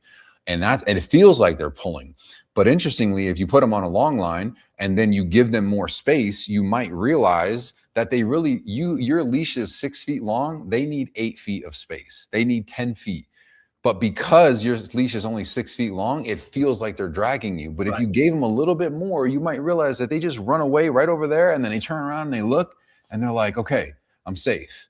And then they come back to you, right? And so, I mean, yeah, 100%. But again, the other thing too that I would argue against a flexi leash is like the clicking sounds with some dogs, and how it goes from, it'll be like really loose, and all of a sudden like you need to stop the dog, and so you got to like click it, and now it's kind of like yanking on them. So I think like when I'm using a long line and teaching people how to use a long line, I kind of have described it as anti-lock brakes. So if the dog kind of starts running, I squeeze the leash like that. So this way I can kind of start slowing him down and not such an abrupt way, especially if I'm working with a fearful dog. I really don't want them to like smack the end of that leash. So but again, I can see the benefit. In fact, I worked with a dog the other day and I actually had this thought. I was like, I wonder if I had a flexi leash on her, if it would have been a little easier. Yeah. And so, but I don't. For you, it doesn't matter. You could use a long line like a flexi. Yeah, for sure. For you, it doesn't, like, you probably use like 20 feet, 30 feet.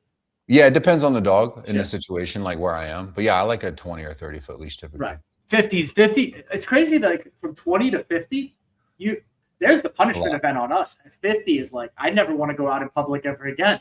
Yeah, it's a lot. Like not a big deal at all. It's crazy how that happens. I want to ask you, because I'm in Florida, it's hot. What do you do in Vegas? Like, I mean, what is it, 5-6 months out of the year? Like the dogs probably can't even go out. 3. Yeah, I mean, people think it's a lot worse than it is. I would say for sure June, July, August. This year was a little warmer early, but typically, like in my experience, we don't start hitting 100 till about late May, early June. And you can't take the dogs out. Like you have 15, 20 minutes, but like 11 to 3, you can't do much, can you? Dude, like 8 to 8 a.m. 8, bro. In the middle of summer, it could be 108 by like 8, 9 o'clock in the morning. Years ago, we used to do pack walks. And my wife was like doing that. And in the summer, she would have to wake up at 4 in the morning to pick up dogs and have them out on a walk by like 6 so that she could be done by 8. Because by 8 o'clock, the pavement was like too hot, or the sidewalk, which is concrete. It can get hot really quickly. And at night, for example, it can still be 105 at 9 o'clock at night, 10 o'clock at night. The lowest it might get to in hotter summer days is 90 degrees, 95 degrees. And you're talking like 2 o'clock in the morning, it's 90 degrees. So a lot of times, like my solution to that is we train in public places like Bass Pro, Home Depot, Lowe's. So we do that, and then indoors at home stuff. So that's pretty much the solution. It's either early in the morning. If we do sessions at night at parks, it's early in the morning or late at night. But but like just getting that dog like exercise and fulfillment, like that's got to be a challenge in and of itself. You have to get like super creative. Yeah, treadmills. Treadmills. And then I always encourage people to focus on a lot of like mental stimulation, getting them out. The thing for me is like, I've told people this all the time. I know it's hot, but I think we could use the heat to our benefit because it can be tiring, like you're exhausted. So if you can go out with your dog for like 10 minutes, right? And then that's it, like cap it. We're not trying to get them to be like sick or anything, but even that 10 minutes I think can be pretty good. I mean, my dog Logan, he's a dingo. He actually loves the heat and he likes to sunbathe. So I've seen him outside in the yard laying. He wants to go outside. He lays down. He'll lay out there for like 10, 15 minutes and he comes back in. He's short coated. He's a short single coat dog, right? Yeah, he's and he's like tan. Dingo baby. Yeah, so he loves it, whereas my shepherd, she would never. But I say that because some dogs aren't as bothered or affected by the heat as others. So for Logan, as an example, I would have no issue taking him outside for a 10 or 15-minute walk, so long as that where we were walking wasn't burning the crap out of his paws. So typically like in the shade. And surprisingly, because of the dry heat, it can actually be pretty cool in the shade, especially when the temperatures are anywhere like under 105, 100, maybe 107. When I know it sounds crazy, but when you take humidity out of it, it's not as intense. Yeah. I remember the first time I ever went swimming here in Vegas when I first moved here, and it was like 100 and something degrees out. And I got in the pool and came out of the pool and I was cold. And I was like, how am I cold right now? Because that water just evaporates off you so quickly versus like in Florida, you get out of the water and it's like a blanket of heat is still on you. You know what I mean? Sure. So it feels very different. And interestingly, it's the opposite in the winter. Here, when it's 30, if it's 30 degrees and the wind blows, it like cuts through you because it's so dry. It's very cold. Can you take us like behind the scenes, last 2-3 weeks of I'm sure you got a bunch of messages since you made the videos. I'm sure you got a bunch of messages in support, like, dude, we appreciate you speaking out, Yeah. et cetera, et cetera. Both, and then other people were like, I bet you probably got 3 buckets, right? Like, I appreciate you speaking out, stay true to the course.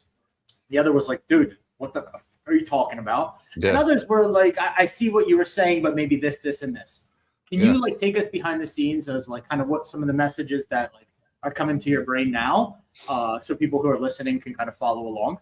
Yeah, you're right. I would say that I would probably break that down into 3. So the people that disagree with me, it wasn't so much messages, it was like comments, So, and I read some of them. I don't really indulge too much in that. But I was just surprised. I genuinely was. And because I had never really heard, and that's the thing that which is what I didn't understand, was that people who were saying that it was wrong weren't really explaining how. It was just like, you're wrong, you don't know anything about punishment. And I was like, I don't understand that at all. And if I was wrong, then why not explain a little bit, or at least give something and say, hey, this is why. So there is that. And yes, people did reach out and say, hey, I learned from this person, that person, and everything you said was spot on. I can see where, if some people are in one school of thought, how they could look at what I said and misinterpret or think it's wrong. And then people that were, what was the third one you said? The other one you said people that don't agree, that do agree, and then the third one was like, Antonio's a great guy. We see what he's trying to do with the IACP, like education, but like, here's a few things that you could add, change, omit, adjust to make it more accurate. Well, I think too, so part of the thing that I think caused confusion was there was some feelings of like, hey, you don't make videos about that, like say the e-collar situation, because then you're giving like force-free trainers ammo. And I don't particularly agree with that. I think that the video itself, any video of a trainer that's using a tool, is ammo for a force-free trainer to potentially use, especially any clear video that's abusive. They're absolutely going to use that. I think it's healthy for an organization that is supporting tools to separate themselves from the misuse of a tool and go, well, we don't really agree with that. As far as like the educational perspective and like my approach on like the way that I had defined punishment, whether its principles and how to do the basics of using it, the purpose of that was really so that, because the video wasn't intended on like calling anybody out or to really shame anybody, and I think people felt that way. And there was also some questions of, well, now we have to worry about the IACP calling us out or things like that. And that's just not the case. And that wasn't our intention. It's more about placing ourselves in the center where we support the use of tools and the diversity with which people use them, right? So we're not saying that you have to follow this particular guideline of a tool, but also we want to be able to position ourselves so that when the time comes where we have to fight for the use of tools, we can say that we've already been standing against the obvious and apparent misuse of them, right? And I think that's important because I do believe that there is a time where we're going to have to stand before Congress or lawmakers and fight for our right to continue to use training tools. And the IACP is the only organization that is continually at the front line of that. So, I get some people's perspective on that, but I think that's, again, I'm pretty new in terms of being the director of education. And then all of a sudden I make some videos and then people can easily misunderstand that and think that I come in and I'm like, I'm running the show. And that wasn't the case at all. It was really supposed to be, I wanted it to be helpful and not so much like just calling somebody out. But if you go back, there were videos where there was a video I made about, what's her name? The lady, Victoria Stillwell, and another lady, I forget her name, but she was asking like if you use prong collars and e-collars. Do you want to hear something about this lady? Yeah. Not the Stillwell lady. The other one. That lady is actually 5 minutes away from me. Is she? This blew my mind, Antonio. So the lady that talked about prong collars and you should run, right? So they're force-free dog training center. They don't let clients come inside. So they'll meet you and your dog in your car in the shopping center. They'll like if your dog's on a prong collar, they'll take that prong collar off. They'll take the slip lead off. They'll take the martingale off. They'll put a harness on and bring them in. Clients aren't even allowed to see dogs being trained in that facility. They don't let people inside. Why? So they're force-free. She has this huge stance about tools. But the Sully dog came from there. And my first video about Sully, I was like, this guy has spent this owner has spent thousands of dollars at this force-free training facility. She was never invited in. She was never able to see the training, ask questions. They sent her videos every day, but she was never able to go in. And on day one, we went for a nature walk. He was on a long line. And I was just screaming, Sully. I was like, he doesn't even know his name. And he's been here for 4 weeks. So that's the lady. Yeah.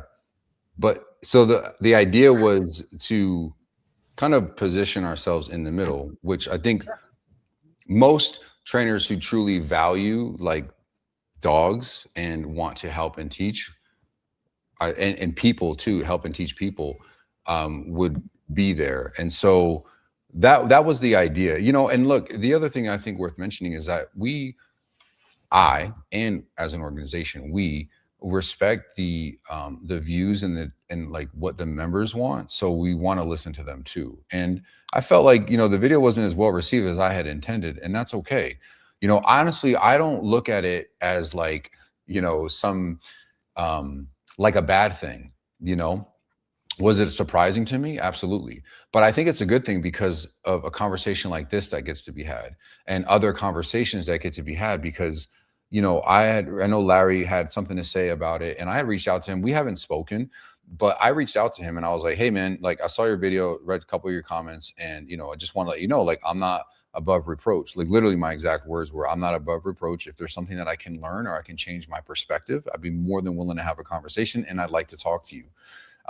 He messaged me back, said he would call me the next day. I was on a Zoom call with a client. He called me. I called him right back like 20 minutes later, as soon as my call ended. He didn't answer. I sent him a text and I haven't heard back. So I'm not going to chase him down and have a conversation, but I would still be open to having a conversation with anybody who wants to discuss this. Cause I do think that in order for all of us to get better, we should have open conversations like this. And I get why some people might feel like they want to talk shit or attack, and that's okay. But anybody that's open to have an actual civil conversation, I'm down for it. So I'm certainly not opposed. I'd love for that to happen. Probably the 3 recent mentors, Jay Jack's been amazing. Yeah, Jay's awesome. Larry's been amazing. And learning from the TWC community as much as I can. They're really an outspoken community. They believe what they believe really, really, really strongly. So sometimes, like even in person, it's been a little bit tough to kind of like get down to the nitty gritty because, like when you believe in ideology, you believe it so much. But at the same time, like it's hard to argue with the results. And Jay and Larry speak really highly about TWC. So if I didn't go there myself, how can I know, right? Yeah. I do have one more scenario about punishment. Okay. Can I throw it your way? And you'll tell me. Okay. I know you don't have kids. No. So, but I was like, should I do a son? Okay, daughter. Goes out. She's 17 years old, right? Goes to a party. He's in dad's car. On the way home from the party, she's like, Dad, I'm so sorry. I feel terrible. I've been drinking. I know I'm past curfew. I'm getting home. I'll be home in 5 minutes. It's like 2 a.m., right? So she's driving drunk.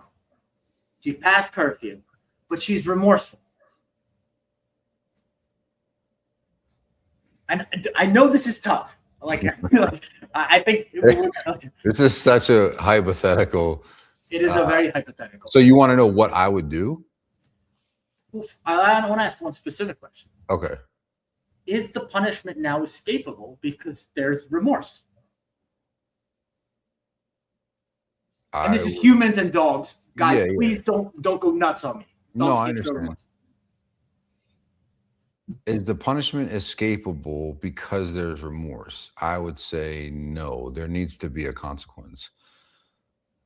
But this is where I say it gets really tough, like muddy, because we're talking about human relationship and understanding, which is why, as an example, not to sort of speak against your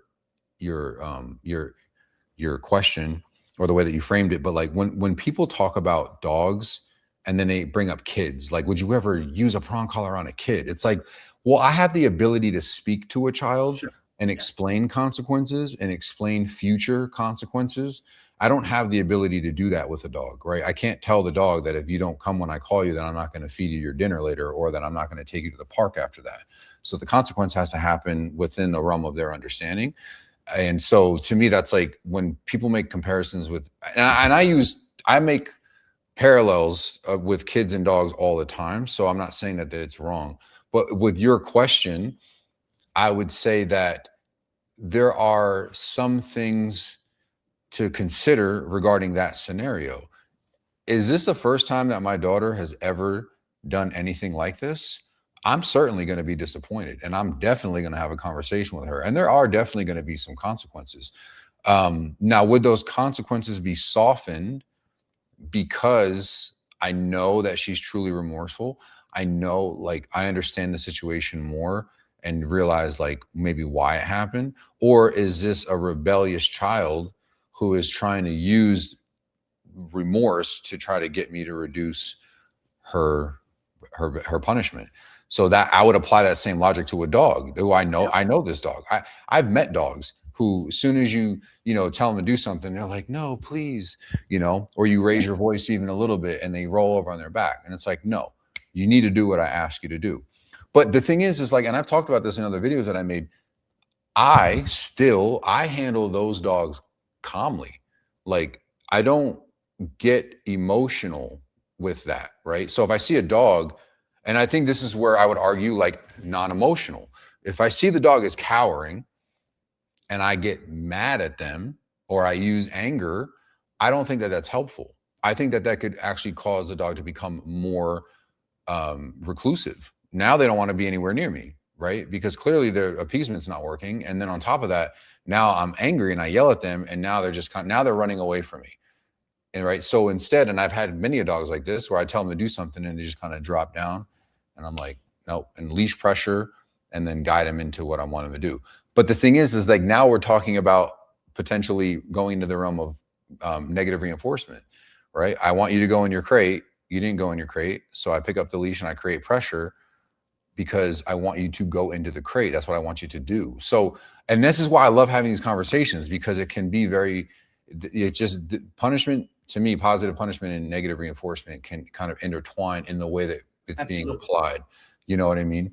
So, and I think like, would you consider that punishment? If I tell a dog to go in their crate and they roll over on their back, and let's say that I use e-collar stim and hold it down until they get in their crate, is that punishment? No, I would agree. I would say that's negative reinforcement.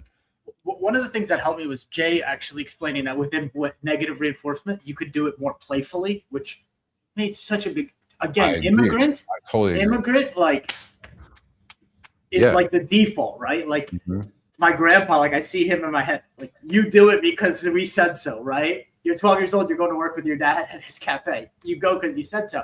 So like the very much you do things because you're told is like a default, like Windows processing. Whereas you can still get, this helped me, was I could still get dogs to do something and feel good inside, and the dog feels good and there's no fallout. But no, your scenario, that's just negative reinforcement. But I'll give you one more dog one, and then I want to play a video for you. But I want to know your thoughts. How are you doing on time? Good. I'm great. Yeah. Okay. Luca or Lucas? What's your dog's name? Logan. Logan. You're cooking dinner. You know, someone accidentally like leaves the door open, and Logan sees a little Yorkie outside, runs out the front door, barking, lunging at that dog. Okay, no tools on. You're caught off guard. How can you punish that behavior? Well, first verbally. Okay, how? No, a condition punisher. Okay. And then Logan comes right back to you. So I don't have to go to him. No, he knows the condition punisher has stopped his behavior immediately. He's well trained, Antonio. You've conditioned the word. He knows what no means. He made a pretty stupid mistake, ran out, acted like a jerk on his property. You know, there's a dog pooping on his front lawn. But it's still unacceptable. Yeah. I would say if he comes back to me, and I would probably smack him on his ass and tell him inside, if I'm being completely honest. Inside, let's go. But here's the thing, because I can see already that one would argue, well, he stopped, right? And he came back to you. I would argue that he knows, based on history, that he knows door boundaries. So if he does that and he doesn't, if he does that and I punish him, my argument would be that he's well aware of why that happened. Because now if I'm teaching Logan for the first time and he runs out, I would say that that's error on me, because I didn't have the tools on the dog, and if I'm teaching him and I want him to learn, then my timing has to be better and I have to be set up more, because it becomes more reactive. So does that answer your question? Yeah. What would your agreement or argument be against or for or against what I said? Well, let me ask you, if your dog does the same thing, how do you handle that?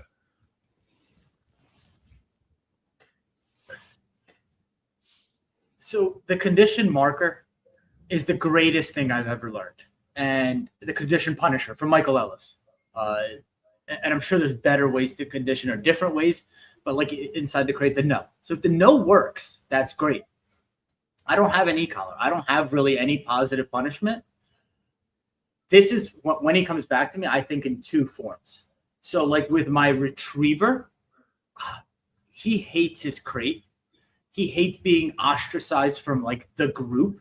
So that's where he would have spatial, emotional disappointment. Like, hey, don't do that. Don't do that. And then I would probably put him in his crate for a few hours.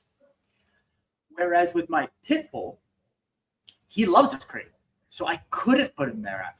So it would be, no, he'd come back. It would be a pretty long duration of, hey, disappointment. I don't appreciate that.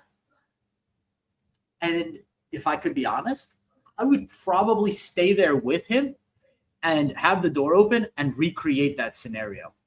I want to see from his perspective that he understands that that's an unacceptable decision. Okay. I get your point. Yeah, I need him I need to put him back in that situation almost immediately. Well, typically that's how I would work with like a client, right?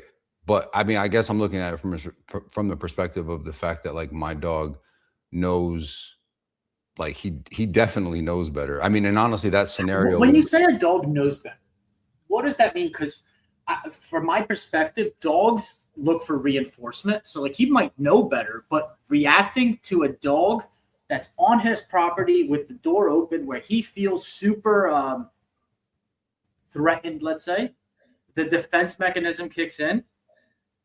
That might be way more reinforcing to chase that dog off his property than any physical punishment that you can give him. Well, so there's a few things that I'll say. I've had plenty of situations where dogs and cats are near the property, and literally like my dog, he won't do that. Yeah. So when you paint that scenario for me, I'm looking at it like what the hell are you doing? you know. And just to be clear too, like I know I said like smack him on the butt. Another way that I would likely handle a situation like that is a loud clap, right? And like, or stomp my foot and kind of like, you know, go get in the house. So I don't want people to take what I said and think like I'm going to beat my dog or anything like that. But I would also agree that I might go and like put him on place, and just to kind of make him settle down. I would also agree that if it's a dog that I felt like didn't understand clearly that they should stay in the house, it's a dog that I'm working with, then I would recreate that scenario 100%. I mean, whenever I have a client with an issue like that, I'm like, we're going to recreate the scenario and make sure that the dog begins to understand the context and the distractions involved, and that none of these mean anything. If I'm looking at it like if my dog did that, yeah, I would say that he definitely knows better, because he's been in so many of those scenarios in the past. You know what I mean? Like, and you could look at it as a training issue before. So like, can you even punish the dog? Like, you could ask the question, is the dog in trouble, or did I do a really poor job of training him that where the boundary is and that boundary is unacceptable? Yeah. And so again, if Logan runs out of the door because he sees a cat running across the street and I'm like, and he comes back, I'm like, inside, you know, and being firm and being in my intensity of my voice, for example. And again, people might label that as emotion, but it would be like intensity in my voice, or if I make a loud clap, which can be another form of a conditioned punisher. So I think that likely that's how I would handle that. I wouldn't really, if it was another dog, like I've used the kennel to give a dog like a timeout, but again, likely a dog that doesn't enjoy it. Logan hasn't even been in a kennel. I don't even have a kennel for him. He uses place all the time. Maybe I might put him in a down and just make him be stationary just because I'm frustrated and I want to be like calm and cool. But take a few seconds. So last question, and please don't this is a question about a video you made, and it's not against you, but I'm curious your thought process. Okay. So my question with this video is twofold. So let me see if I can share the screen. Okay, there it is. I think this is the one. Yes. Why not wear a bite suit when working with this dog to give it, and why not use the long line to give it the opportunity to flee? So we're not going to watch the whole video, but is it okay if I play it? Yeah. So this is kind of like a fearful dog you were talking about. Yeah. I don't see your screen, but I know the video. Oh, stop it. You know the video? Yeah, I know what you're talking about. I hate this technology. Guys, I apologize. How do you know? Because you know the sound. Well, yeah, because I know that Dylan posted it.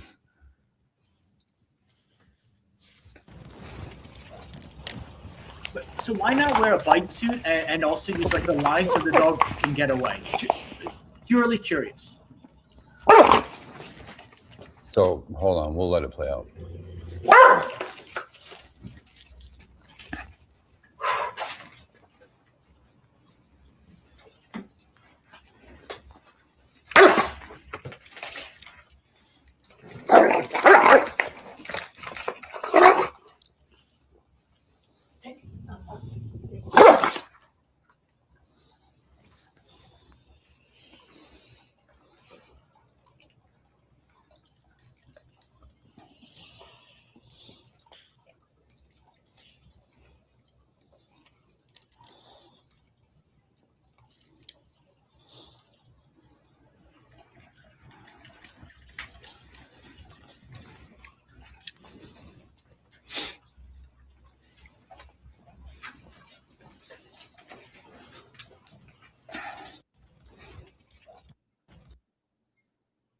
So it's your question, why not wear a bite suit? Why not have a long line on the dog?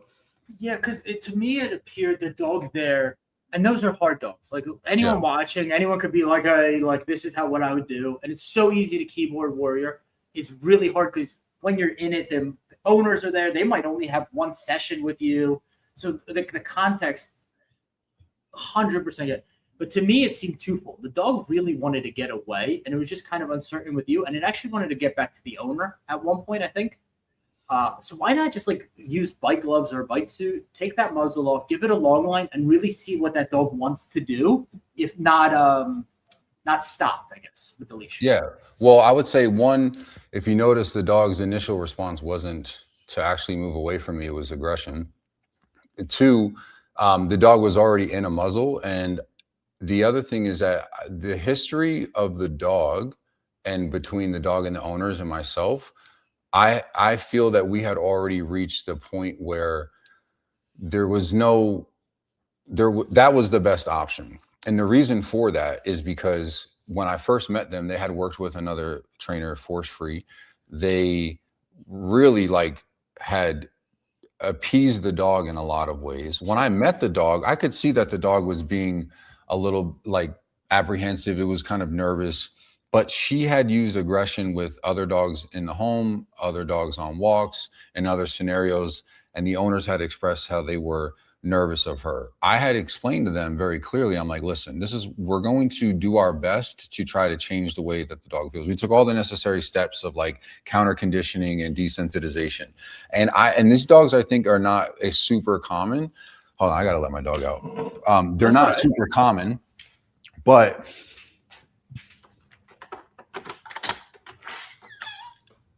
you know what's crazy? I guess Ivan has kennels. Ivan does 4-hour podcasts. I've never understood it. So I've worked with other dogs, and this one reminds me. There was a client that I worked with, their dog. She and her boyfriend could not pet the dog. The dog would start biting. And we had done a whole desensitization counter conditioning protocol, and the dog was showing some improvements. She did really well, but she was still trying to bite. And it was just whenever the dog decided that they just had enough of it, they were going to bite.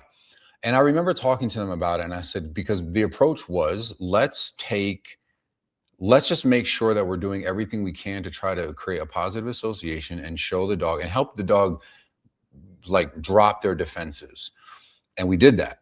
And again, we certainly saw improvements, but the behavior was still there. The dog was still choosing to bite whenever she decided. So we did a very similar thing. The dog was muzzled. We went to pet the dog. She went to bite, and we gave her an e-collar correction. And it worked. It completely changed how the dog interacted with them. Now, I know that people, when they saw that video, I saw some comments in talking about suppression and things like that. And I find that word interesting because suppression, the definition is to inhibit or to stop. So it's kind of the point. Although when people argue, let's say force-free trainers, they argue against suppression. I also understand that from that perspective, they're saying that if you don't change the way that a dog feels about a scenario, then you're really just squashing all these feelings down, and eventually they're going to pour back out and it's going to be worse. And I get that. The thing to understand about that dog and the other dog that I just gave the example of is that, number one, we already were using desensitization and counter conditioning. Two, even after that behavioral response where the dog kind of shuts down, that's not the end of training. That's not where I'm yeah, good, just shut down, don't do that again. We go back into layering in counter conditioning and desensitization. There's a whole reward process that continues to happen after that. That video, while I would say easy to pick apart and easy to frame in a particular way, keep in mind that when I made that video was, the intention of it was to show contrast in two dogs who present similar behaviors to, the average person, and how they were handled very differently. I think the other one was a Rhodesian Ridgeback with a Bass Pro Shops. Yeah. And I've worked with a lot of dogs like that where they're aggressive. But again, what I would say is that dog, just a quick observation, the Ridgeback, his initial response was avoidance. This dog's initial response was aggression. And keep in mind that we had already, and I even clipped in the video, the client had mentioned how they felt like they were tiptoeing around the dog. And they were just, they were nervous of her. So there's a point when you're working with people, from my perspective, where I have to go, okay, look, I've been telling these people, we're talking about positive reinforcement, talking about trying to ease the dog into it, talking about giving the dog space, talking about, sort of trying to manage themselves a little better so that we can ease any defensiveness or tension on the dog's behalf. But now it's getting to a point where they're kind of like, hey, we're tiptoeing around this dog. And so that was so the reason why I didn't give her space was because I felt like but I knew that we had already chosen the option of giving her space, but the choice of biting was still very, very much fresh and new and available in her mind. And I wanted to make a point to make sure that that wasn't an option for her. And what was the dog's issue? Like guests come to the house, she like goes off on him? Yeah, that, and then also another dog in the house she had gone after. So just anytime she didn't like something, the reason why I refer to it as bullying in the house in the video is because that's what I would equate it to. It's like anything she didn't like, she was like, ready to do something. And that's why, and I know that I use strong language in the video. And again, it's easy to like point that out. It's easy to pick apart any video. Yeah, and I meant what I said though. Like in that video, I'm bullying the bully. Now, again, I said in the video, that doesn't mean that from there on out that we're going to like mistreat and bully this dog, and treat her like, you need to, better or anything like that. It was more about in that moment, drawing a clear line in the sand. And once that dog begins to choose non-aggression, then we can focus back on, hey, this is what I want from you. This is how I want you to feel. You don't have to worry about anything. You don't have to use aggression. That was the purpose. So, and I get it, man. And I had a couple conversations with other people. Some of the people, about like 4 people, one person who I would say I respect, they were like, yeah, I think, that wasn't handled very well. They mentioned a long line, said the same thing. I'm like, I get it, man. And other people I spoke to were just like, I know how you train. I know, and I'm confident that if you felt like that was the best decision, then that was the best decision. And I think that a lot of times, like I've seen videos of other trainers where they work with dogs and I'm like, I don't like it. But I remind myself, like, for example, a trainer with a dog where, they hit an e-collar and the dog vocalizes. Oh my God, you're hurting the dog. Well, I've worked with dogs that just vocalize. They'll vocalize because they've learned that vocalizing gets them out of whatever they want to do. So I don't know. Or they just vocalize. Yeah, or they just vocalize because they were startled. My dog Logan is like that, man. Like, sometimes he's not paying attention. I touch him and he kind of jumps and I'm like, you're fine. So I understand that. And so I'm not going to make a video or talk against something like that because I try to look at myself and I go, is there ever a situation where I've handled a dog in a similar fashion, potentially for reasons unknown, right? And I would say, yeah. So, again, that for me, that video, I know that it's easy to pick apart. And I also understand why it was chosen. I get it. Whatever. I'm not mad at that. I know that when we post content online, that's just something that is you become vulnerable to, and that's fine. But from like a different lens, like if we zoom out and look at her, I'm going to go like a little heady here and then I'll let you go. There's something to be said to be proud of posting videos and then looking back at them and being like, I've evolved a lot as a trainer too. Or like, I know where my intentions are. I love that family. We have a great relationships with that family and that dog. I showed up the best way that I can to help that dog. And 5 years from now, I picked up that tool and this tool like not like a e-collar tool, but like a tool in how we're training. Yeah, a new concept. A new concept, thank you. And I'm a better trainer for it because like I know that if people saw videos of my training 2 years ago, they could pick apart the training too, and they should. And I think the desire or the outcome there is to say, hey, Andrew, we believe or we think you could be a better trainer and be more fair to the dogs. So, yeah. Well, I'll say this. If you took time and looked at other content of mine, then I think you would see that there are other dogs that presented similar to the dog in the video, and I handled completely different, gave them space, didn't put so much pressure on them.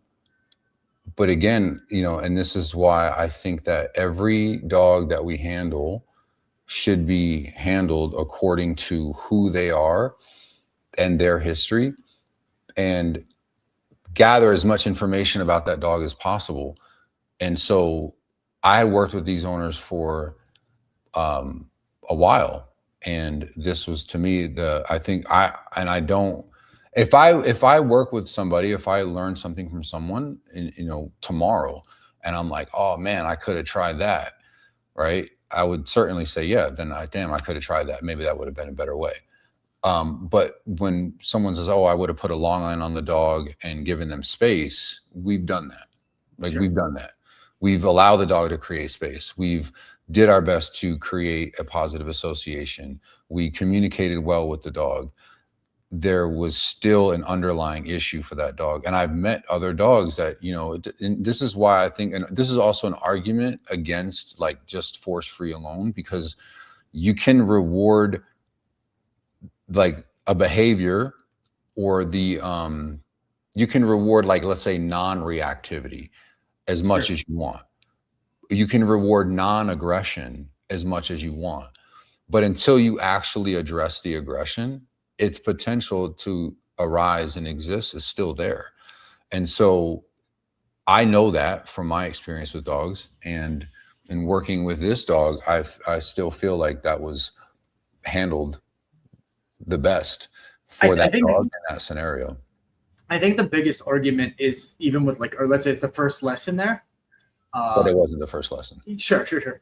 Like that you can stop the reinforcement by letting them just kind of bite, like the bite suit. Like the reinforcement is that you go away. Not maybe it is the biting and the fight. And I think within the fight of her biting you, we would see is the reinforcement for that dog that you go away, or is it like that dog just loves a good fight, right? And that's a much more challenging case. But even just like letting that dog, and I'm speaking from like, let's say Jelly, that dog, when I saw a dog, it reminded me of Jelly, the Prozac dog, who, and I posted this video on my Instagram, who like, if you put a collar over her, it was kind of like these snaps, right? Like it was more than a nip, but it wasn't like a fully committed bite. It was kind of somewhere in between where it was just like, get away from me, right? Stopping the reinforcement is a very powerful thing, like showing her that like this no longer gets you what you want, which is me moving away. But without the muzzle and some kind of bite protection, I think that's a really powerful tool, because now what happens is I think there's like a chink in the dog's brain to say, wait, I did that forever and it always worked. What do I do? Right? Like you kind of have this crack in the mind and you're like, well, you can play with me. Yeah. Right? So like we could do something. One of the reasons why I would say, like to your question, why not wear a bite suit? Because are the owners going to wear a bite suit? All right. And the other thing with regard to reinforcing is, the reinforcement was she bites at or acts aggressively, and then people go away, owners go away, or she does it and then she goes away, right? She's like, leave me alone. I'm going over here. So again, the way that I handled her was to say that none of those things work. I'm not going anywhere and you're not going anywhere. And people were asking about the use of the e-collar. The e-collar, just for clarity, the e-collar was only applied during the attempt of biting. That's it. Because again, I'm following my own approach to the application of punishment. So when she stopped, it stopped. When she settled, I was good. There wasn't any continuous correction after the fact. So, and in my opinion, I think it worked great. It did exactly what I wanted it to do. She stopped. We were able to continue the remainder of the session with her actually more compliant and willing to listen to the owner and follow direction. And that was what we were looking for. And from there, and again, I'm going to talk about this at the conference when it comes to like reactive dogs, and why in some cases, now this dog is not the case, but in some cases with some dogs, I'll choose punishment first and then fold in all the positive reinforcement, because otherwise it's kind of like we're working backwards, because the dog is still practicing this behavior.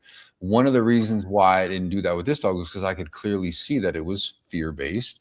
And I also understood that the owners, because they had worked with other force-free trainers, they were a little skeptical about using tools. You know, so there was that component too that I had to work with, and I didn't want to just be like, hey, you know, and I don't think that if I had the opportunity to anyway, that I would have handled her the same way on the first day. Absolutely not. I would have still attempted to say, hey, she's nervous, she's using aggression. Let's handle her in this way.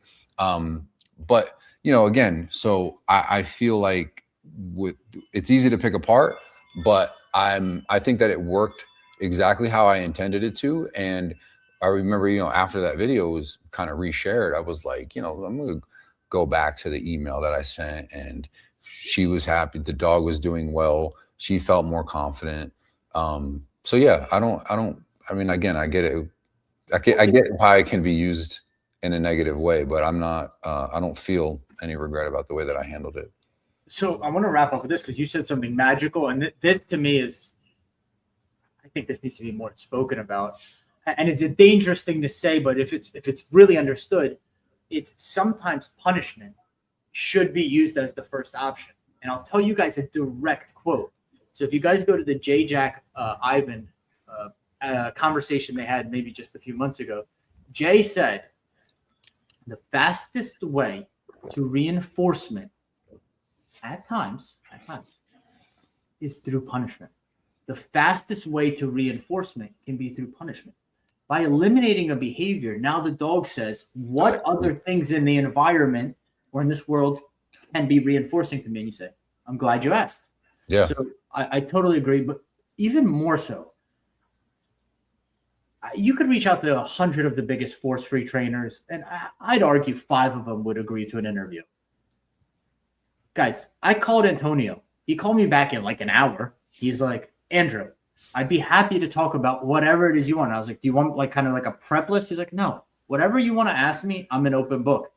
And you've been a man of your word for 2 hours and 20 minutes. So regardless, we agree on this topic or this topic or this, as a man to man, I think that shows a lot about your integrity. So I appreciate you doing it. Yeah, man, my pleasure. I'm grateful you reached out, and grateful for the opportunity to talk a little bit more and kind of get into some of the nuances of training, because I think that I love that word because it's so true when it comes to training, you know, and I like hearing about how other people see things and handle things. And I don't necessarily disagree with a lot of things that we mentioned today. Doggie Stoic community, peace. Thank you, Antonio.